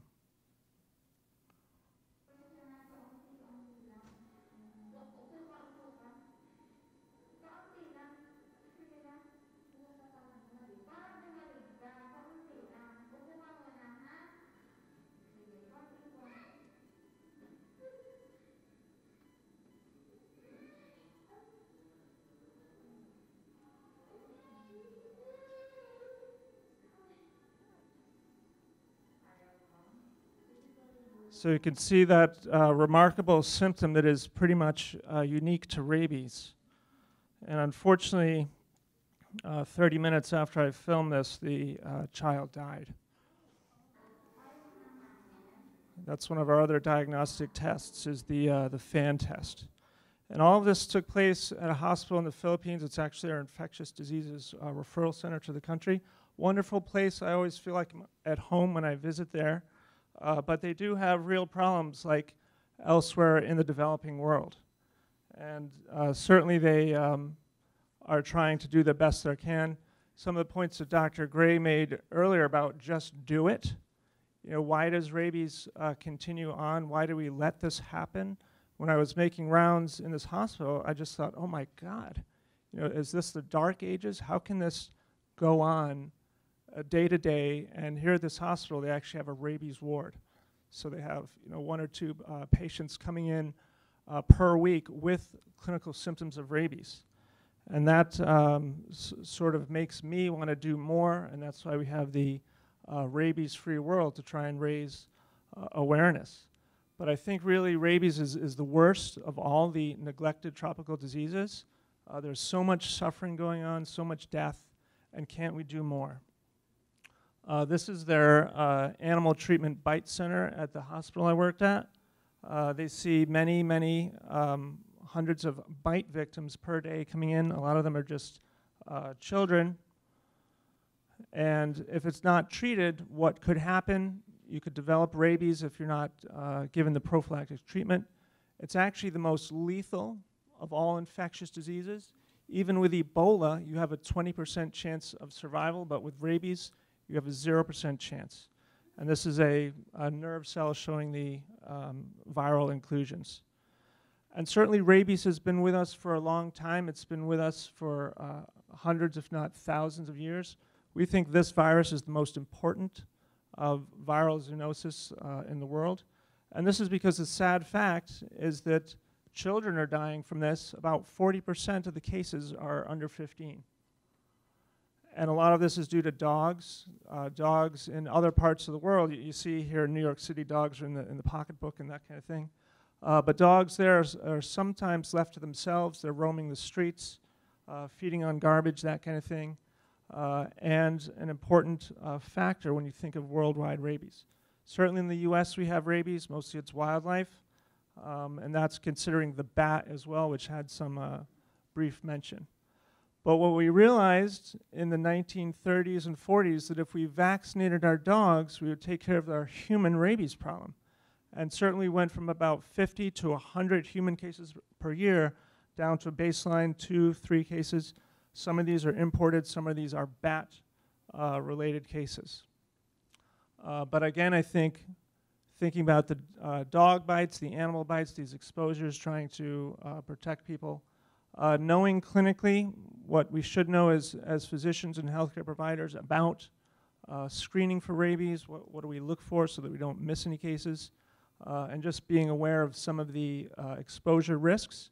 Because rabies is a neurotropic virus, so it's going to look for nerves. Obviously, some parts of the body have more innervation than others, and therefore could be at higher risk. One of the interesting things about rabies is it has quite a variable incubation time, anywhere from 3 weeks to 3 months. But believe it or not, some cases can actually occur more than 1 year later. And we know this because some of our immigrants who come from different countries in the world, they may be living in the United States for a while, and then suddenly they develop clinical symptoms, they have rabies. We can take that virus, we have the tools now to see where it came from, such as Philippine dog strain, Thailand dog strain, Africa bat strain, you name it, and we can figure this stuff out. There are the typical symptoms of rabies, which you saw in the video: hydrophobia, foaming at the mouth, agitation. But basically, any neurological symptom can be present. There is something called paralytic rabies as well that may be somewhat confusing. And the sad thing is, in the United States, 2/3 of infectious encephalitis cases, we never figure out what they're from. And you hate to think of maybe a transplant case. I know we've got some important hospitals and health centers here, but there have been, on more than one occasion, a person dies, the diagnosis is never made, the organs are transplanted, and guess what? The gift of life turns out to be the unfortunate gift of rabies, and inevitably these patients die. So I know our theme is affordable treatments, thinking about repurposing of drugs, but unfortunately since the 1880s there haven't been many innovations. There's no actual treatment when you have the clinical disease of rabies. What do? You basically sedate the patients and you watch them die. So I know there's a lot of talent in the room just to light the fire under you, thinking about what else could be done. Now part of this stems to the virus itself. It's very tricky what it does when it attacks the human body or other mammalian nervous systems. It basically hides within the nervous system that's protected from the immune system, so you don't have the immune response, and that allows an overwhelming infection to take place in the brain before it's too late, before the body can do anything and take care of it. Now we do have, for anybody who's in the medical field, we have standard precautionary prophylactics that you want to implement before you develop symptoms. But again, if you have symptoms, there's nothing that can be done. So I think there should be a multifaceted approach, primarily education, and you think of the individual getting the information out. Also at sort of group levels, could more be done? And the WHO has actually granted a World Rabies Day, which is September 28th. If you want to have a dog walk in your community or some sort of thing, we would appreciate that. Certainly on the medical side, we try to protect patients. We have immune globulin, we have vaccine, that sort of thing. And could we do more as a global community? And you know, thanks to Bill Gates and all the donated monies that have done so much good for the top three, particularly HIV, malaria, and TB, but what about rabies? And if you think about it, we could actually stop rabies. In fact, one of the WHO goals is to have no more human rabies death by 2030. Unfortunately, knowing what I know about this, I'm not sure that we're really going to get there unless we move ourselves and try to get to the point. So I think about kids, I think, gee whiz, what if that was my kid? What if that was somebody I knew? Couldn't we do more? Because nobody should really have to die from rabies. I think that education is huge, trying to get that momentum and trying to finish off rabies with vaccination. We can do it. So thank you very much. Hopefully that was 10 minutes or so. I'm being informed we're not taking questions right now. We'll take questions later on. We'll get through the talks. That was a great speech there. 9 minutes, 44 seconds. I don't know how he did 40 slides in that short a time. I don't get it, with 3 videos. But you can definitely see the passion in Steve. And have you made a difference in Philippines, do you think, with you and your colleagues? Yeah.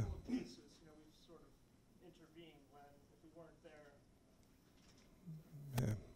Well, we need more people like Steve Sholin, that's for sure. Thanks, Steve. The next speaker is Dr. Barry Craisworth. I'm trying to figure out how to introduce you, Barry. Barry, I've known Barry for many years, more than we'd like to remember. But I think when you think about public health, especially in infectious diseases, his name is right at the top of the list. We're very valued to have him here. He's a true scientist in infectious diseases. He has a capital S for scientist. So welcome, Barry. Thanks. Thanks, Dave. So just to answer the question, if you submit 100 grants, basically 10 get funded. So we're funding at a percentage of 10%. So 90 go down the waste. Okay, I'm going to talk to you about something you do know about, which is antibiotic resistance, a problem that basically we're in trouble with, and one that I'm not sure antibiotic era, which I'm going to tell you about how it started, but I also think it may be at our end. So let's look at the beginning. It actually starts back not that long ago. We're talking about 1940, a policeman in Oxford who comes into the hospital with a facial infection. There's no antibiotics then. They basically drain the infection. They use something called sulfapyridine. Over time, it doesn't work. The Staph aureus, which is on your skin, starts spreading, gets into your lungs, gets into your bone, and now now we're in trouble. Now we end up going back. Come on. So now penicillin, we're about almost 4 months later, patient's still in the hospital. You can imagine what it costs to maintain a patient that long. They try this new antibiotic just made called penicillin, 1941, 5 days of treatment, remarkable response, no more drug, patient dies, but it's the first indication that the antibiotic has started. We have now penicillin, and we can treat staph infections and other things. But the problem is as follows. We started using penicillin in 1944. Hammersmith is a large hospital in England. It's sort of like Bellevue in New York. And you can just see how fast, after no drugs, 1941 we start using penicillin. 1946, 13% of the Staph aureus don't respond. By 47, 38 don't respond. By 1948, 7 years later, 60% of the bacteria of Staph aureus now are penicillin resistant. This is the theme that repeats itself over and over and over again. And here's just a perfect example. This is a pipeline showing how remarkable the drug companies have done since then. We make these very, very famous drugs that you even know about, penicillin, tetracycline, drugs that are used in the hospital, Levaquin, which you know about. And so this is a remarkable pipeline. The problem is that the bottom pipeline shows how quickly the bacteria develop or adapt and become resistant. So ultimately, what you have is you have the pharmaceutical company trying to stay ahead of the bacteria developing resistance. And this has been a constant war that's been going on. And unfortunately, as we'll talk about, the war is coming to an end mainly because the drug companies have basically stopped making antibiotics. So because of that, we're starting to get things in the press, various other discussions, which is talking about how antibiotic resistance is going to be a major problem. 2 million people each year acquire a resistant organism. About 100,000 of these people in the US get that organism in the hospital. It's called the nosocomial infection. You go into the hospital for a gallbladder procedure, and you end up getting an infection in the hospital, and when you do, that bacteria in the hospital is very drug resistant and will almost be to the point where you can't treat it. That's the problem. 23,000 people die from resistant infections, and that number is going on. This is in the US. Now, someone mentioned this before. I think this is a WHO report, but ultimately what we're looking at is by the time we get to 2015, more people will be affected by antibiotic resistance than cancer, costing about $100 trillion.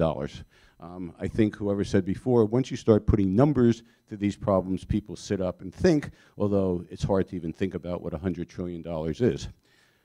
Okay, so as a result of this, both the Obama White House then put out a white paper on antibiotic resistance, and WHO has done the same.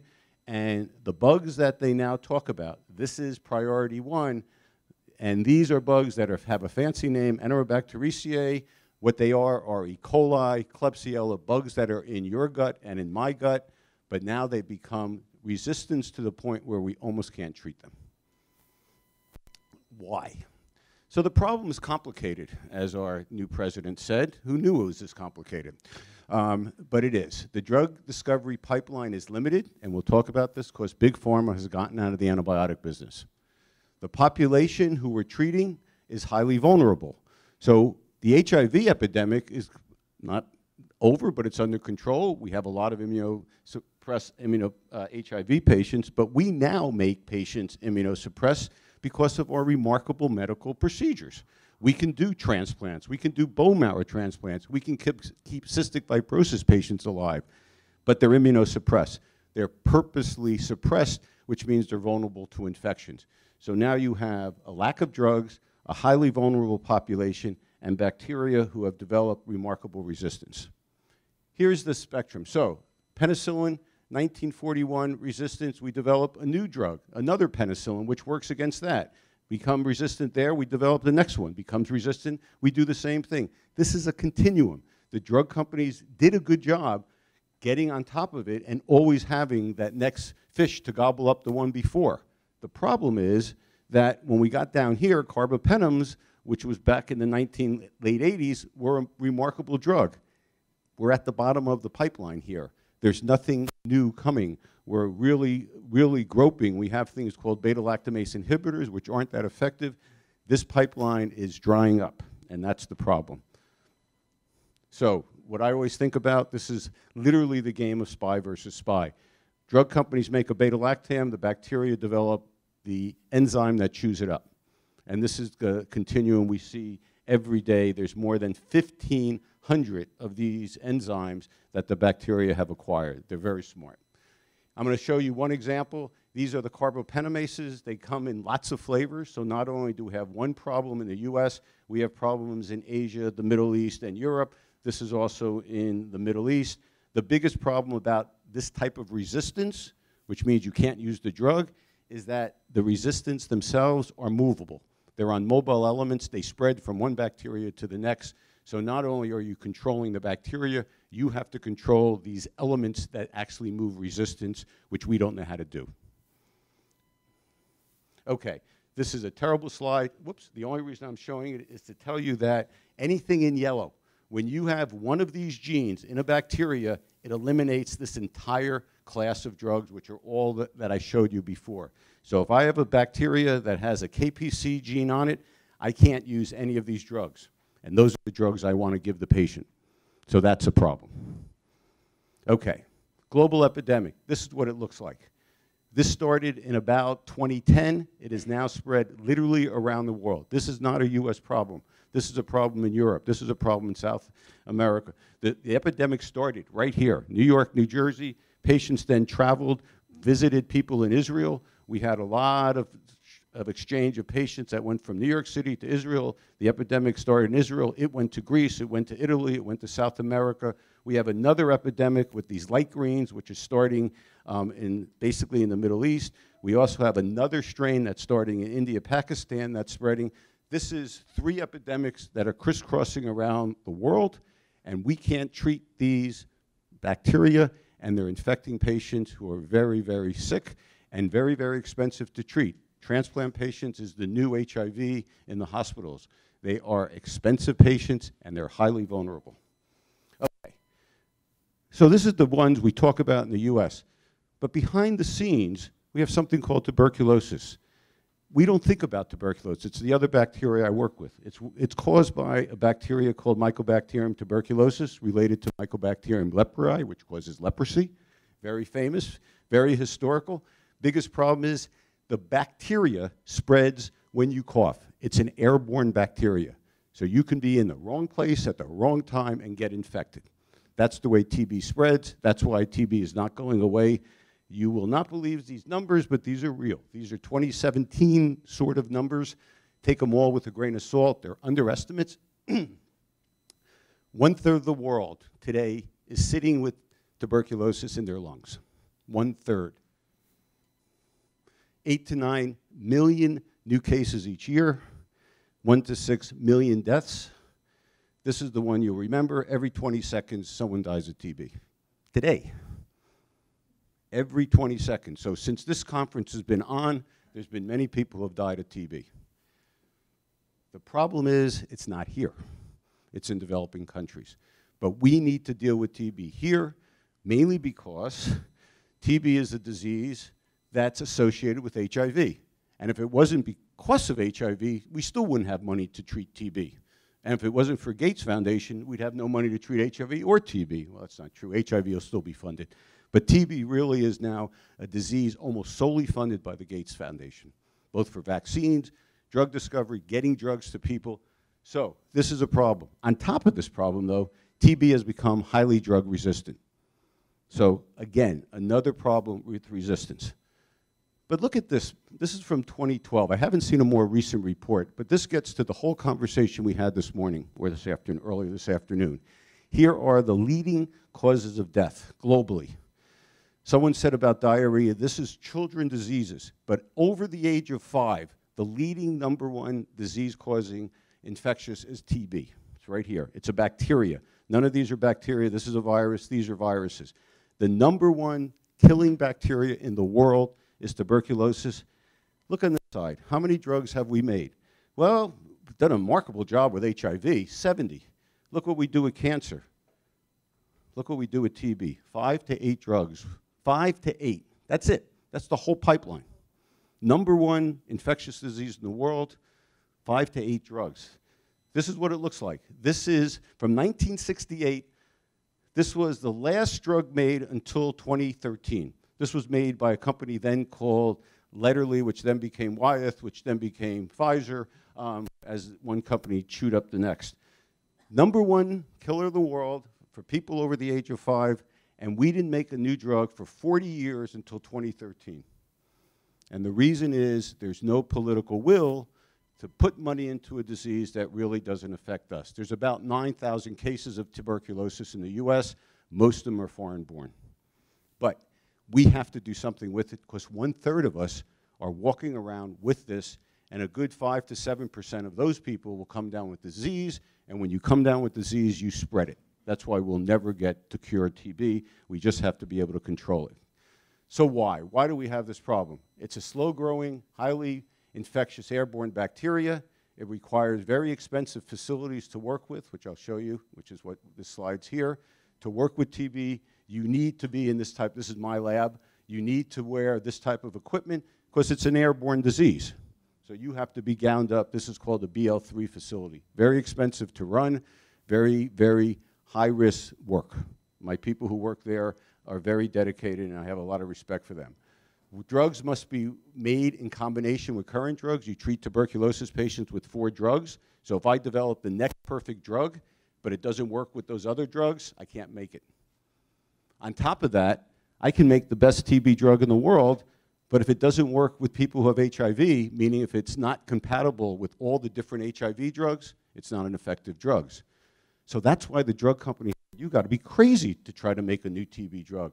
Not to mention it's going to take months to years to grow because the bacteria grows slowly, and clinical trials are going to take tens of years. The real reason, though, no matter what anyone tells you, is because it's in developing countries. And that's the crux of the problem. We need something to incentivize. We need ways to get money. And like I said, we're depending on foundations like Gates Foundation, which is wonderful. They've done a great job. But they shouldn't be the one that has all this burden.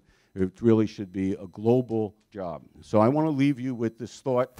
And I actually believe this, and the longer I work in this field, I believe it more. So the antibiotic era, which began with the first use of penicillin in 1940, is rapidly coming to an abrupt end as a consequence of a sparse antibiotic pipeline and an evolved microbial population that harbor a diverse and mobile array of antibiotic resistance genes. Unless we collectively approach the problem with the urgency and commitment that drove the Manhattan Project, that's when we made the atomic bomb, whoops, I lost my last slide, oh no. The point is, we're not going to basically solve this problem. We need that type of commitment, and that means commitment from everyone. And I'll stop then. Thanks, Barry. You know, when I was a fellow, an infectious disease nephrology fellow back in Minnesota, I had a patient, this is 1981, had a patient that had Pseudomonas infection that was resistant to ciprofloxacin and imipenem. Amazing thing is those drugs weren't on the market yet, and it was already resistant, which highlights one of my reasons around resistance is if we can take the antibiotics out of animal feed, that's one of the biggest burdens of our sources of resistance in the globe. We can't control that, unfortunately, yet. So nice job, Barry. Now, our next speaker is, and I'm sorry about your name, I'm going to bastardize it, I'm sure. It's Dr. Corey Troselje? Pretty close? All right. Corey. So Corey, she's a molecular oncologist with significant contributions to the emerging field of epigenomics. And importantly, she's also a Fulbright scholar. So welcome, Corey. Looking forward to your talk. Thank you. It will not be easy to speak after these wonderful speakers, especially not because English is not my maternal language. So I'm coming from the country which is pronounced to be one of the best world's destinations for this summer. Welcome to Croatia. I will speak about personalized approach to cancer therapy because this is disease that I deal with for 25 years now. So when people ask me what the cancer is, just to put it in a normal word that everyone can understand, it is a story about the cellular division.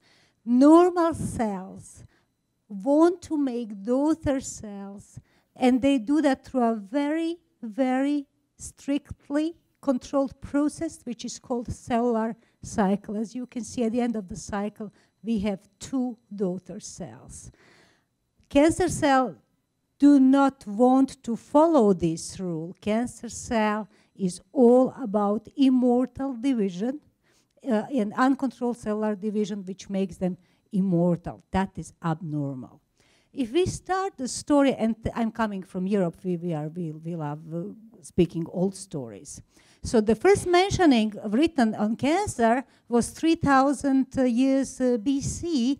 The paper is known as Edwin Smith Papyrus and describes 8 cases of ulcerous breast cancer with the final decision: there is no treatment for this disease. I show this because I'm in New York. Actually, the paper is in New York. It is kept in the New York Academy of Medicine. Cancer, according to data released by World Health Organization in 2015, says that 41 million people diagnosed, 80.7 million died, 32 million had to live with cancer. That tells that this is a chronic disease. And finally, in 2030, it is estimated that more than 12 million people will die from this disease. When we take a world map, this is not a good situation. United States, Australia, Western Europe, highest incidence of cancer in the world. The same count for females. If you take a look on age standardized rate of cancer, then we will see this very, very high incidence of cancers in females and very low incidence here. The first one is Denmark. The green one is India. So the question is, why Denmark, which is a very developed country with excellent healthcare, has so many cancer cases? It is not only about incidence, it is also about mortality. That is the country with the highest mortality and adds to this red European map. We don't know. What we know is that we don't know. But we do a lot of research. The Cancer Genome Atlas is a new, relatively, I would say, new project which represents a collaboration between the National Cancer Institute and National Human Genome Research Institutes, analyzing so far 33 types of cancers and deposited 2.5 petabytes of data. And petabyte is, I've learned that recently, 10 to 15. So what do we do with this data? How did we come to this data? This is actually extension of a human genome project, a huge project in human history, which had many tasks: to identify our genes, to determine the sequences of DNA, to store this information in databases, improve tools for analysis, transfer technologies to the private sector, and address ethical issues. And there are many of them, and they still are present and live with us. I will show that a bit later. So it was Manela Esteller, one of the leading names in epigenetics, who says, we have this huge phone book. It is a phone book, but it is the time to organize it and make some calls so we can really be sure that the names and addresses correspond to this number. In other words, what does this data mean for us? What the consequence is if we have so-called mutation? I like this slide. Took me several hours to make it.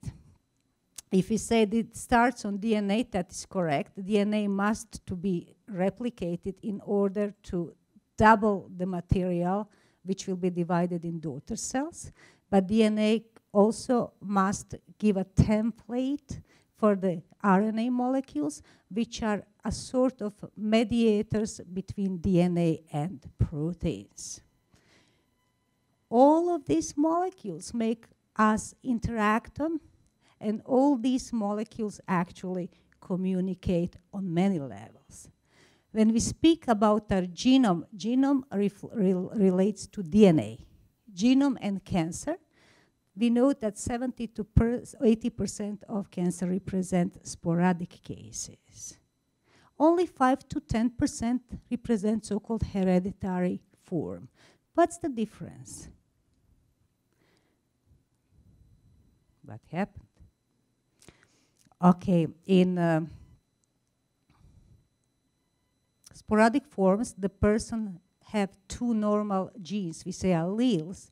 During development, as we become older, one gene may be damaged.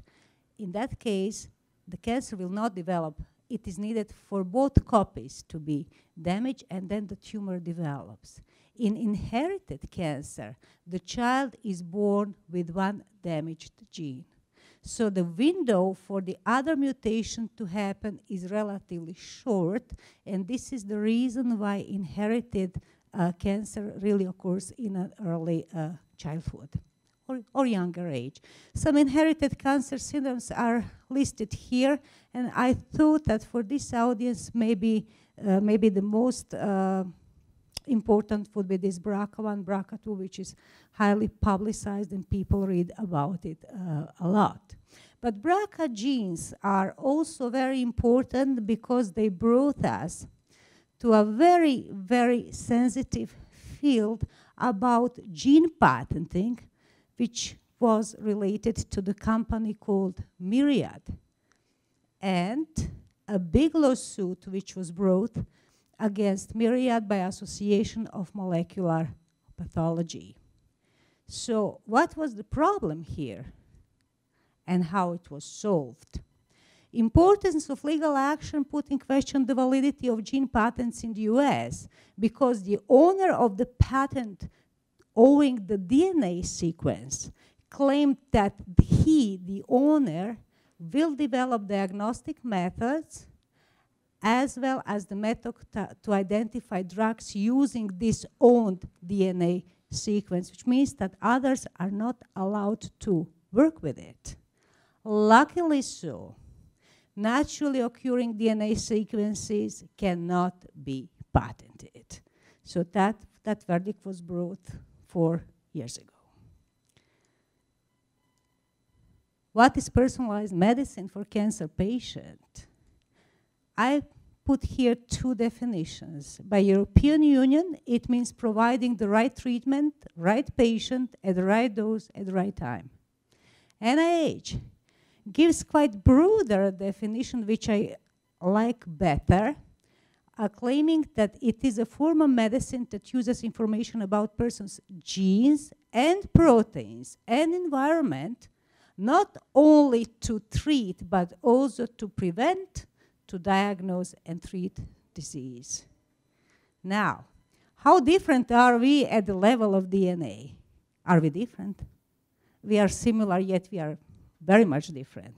So there are databases related to Human Genome Project, which are updated every day. One of them is so-called a single nucleotide polymorphism database, which claimed more than 112 million polymorphism in humans in 2014, more than close to 150 million in 2015, and I checked the other day, it lists more than 336 polymorphism in human beings. And what does it mean?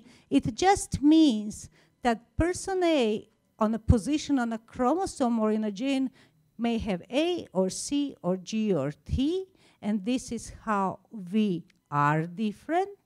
It does not mean that we are sick because of that. But it clearly means that these differences are of utmost importance for making us susceptible for getting disease, as well as for influencing our response to therapy. So what is the idea of personalized medicine? First of all, we must know how our normal cell react, and what is there on its surface. When we know that, we may check malignant cells which really can have similar things on its surface, but they are acting in a sort of devilish way. Ideally, when we define it, we want to neutralize it, or we want to completely close the window where these things act. For example, half of the melanomas, tumors that are very common in this country as well as in Australia, have specific mutation in the gene whose name is BRAF. This mutation forces cells to grow and divide quickly. Now, when we know that there is a specific mutation, we are going to make a specific drug that will bind to that place in order to close it. As shown here,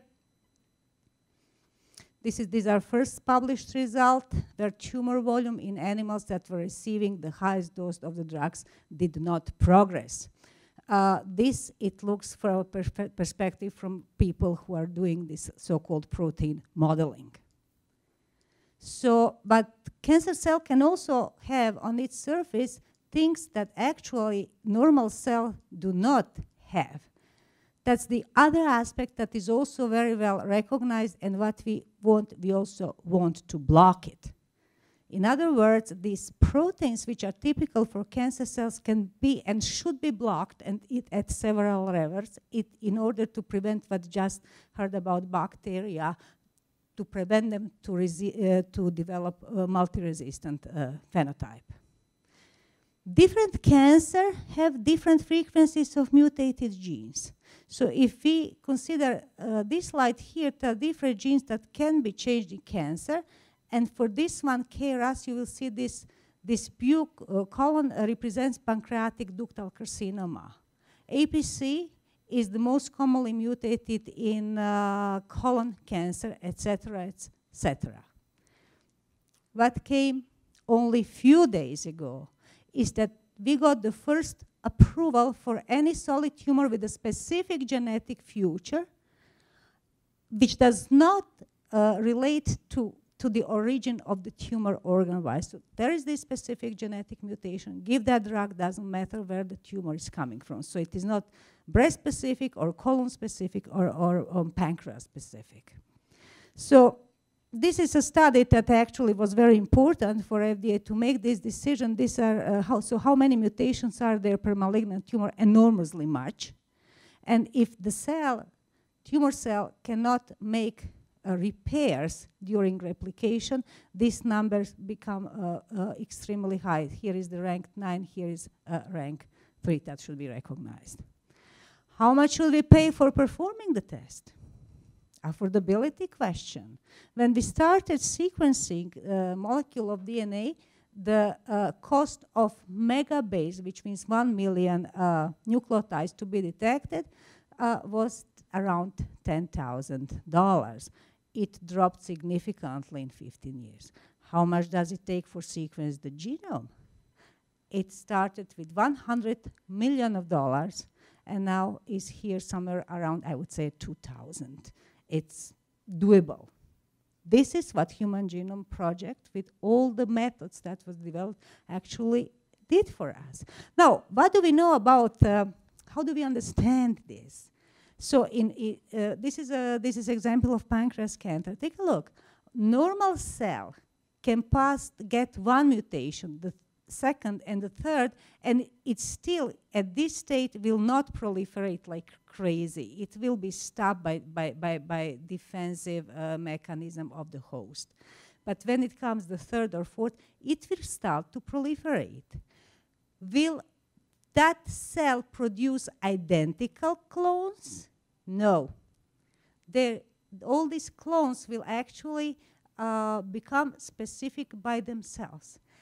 And when we have a drug to react here, and if we recognize here, we are killing only this, we are not killing that. And this is actually why we fail to treat tumors with so-called monotherapy. We need more drugs involved. The most successful story is Herceptin story. It is drug taking to treat breast cancer, identified in breast cancer in 1979 and presented in 1998. FDA granted and approved Herceptin for treatment of HER2-positive metastatic breast cancer in September of that year. It's not only that. What is extremely important for personalized therapy is that in parallel with the test, the device or method to detect mutation must also be approved. The essence of personalized medicine is co-development of gene-based therapies in combination with a test to detect the drug targets. I will just show that it means the right therapy for the right patient. There is, of course, always the question of affordability. So it's estimated when Roche, a huge pharma, put Perjeta on the market, it was estimated that it will increase the survival of women with advanced breast cancer by 15 months. However, the treatment would cost in Great Britain around 43,000 pounds. So it was the question who's gonna pay for it, and I'm not the one that will answer this question. These are questions that can be asked. I will skip this and show you that you, by yourself, can go to Clinical Trials Gov website and check the clinical trials of specific drugs if you want to really find something more about this. These are shown for Iressa and Perjeta, 2 drugs, and look at how this number increased in only few months. This is before they were put generally on the market. Now the number of studies is decreased. At the end, I want to say that real world taught us that we do not follow the rules, and it came out that in this country 76% receive smart therapies without being tested. In other words, these methods are not used. It's far better in Asia, but basically the rule should be that everyone who is a candidate to receive a smart drug should be tested for that. This clearly shows that we are still not completely aware of everything that we can do. I will skip this. Post-market surveillance is for that reason very critical to the success, because we can fail on indeed many levels, including to design deficiencies, manufacturing deficiencies, or operator error. This is what I see every day. And I just wanted to show you these top 10 best-selling biotech drugs in 2014 in the world. And what we can see is that cancer drug Avastin is on the 6th, Herceptin is on the 7th, and Neulasta, which treats chemotherapy-related infections as a side effects here, is already on the 8th place. As we should, as I put as the last slide, think about epigenetics, which is how genes are regulated, because this is about more than genetics. This is how it all works together. So when we put all this together and we do smart things, we may do good legacy for the future. Thank you. Thanks very much, Corey. That was a great talk. My name is Mark Jordan. I collaborate with RNETRA at UNA USA. I'm the vice chair of the Council of Organizations. So once again, thank you very much for our panelists for being part of us today. And thank you all for attending, for being patient, for going through the 2 sections of the different panels. I wanted to quickly mention the fact that I also represent a foundation called the Global Foundation for Democracy and Development. We're an NGO that works in collaboration with other NGO networks here at the UN. There are a lot of us here. And for that matter, I wanted to thank some of our sponsors, the NGO Committee on Sustainable Development New York, the DPI NGO Executive Committee, the Life Sciences Collaboration, Target Health, the German Center for Research and Innovation, New York, the World Council of Peoples for the United Nations, the Southern New York State Division of UNA, and finally UNA New York. That's a lot of organizations, but that's the sort of collaboration that it takes to put together a very substantive panel discussion on a very important topic. So thanks to all those sponsors for that. Finally, in terms of the material that you've been given today, that you've been presented today, we will be putting together a press release. So if you sign the sign-in sheet at the entrance, you'll get an email with links to that material. We've also video recorded the event, and we'll be sending an edited version of that video, so you will also be able to look at that. And I think that's it. If you wanted to check out our website, we'll also have the press release there. If you don't get the email, it's globalfoundationdd.org. Thank you very much for coming, and stay with us for the networking session. Thank you.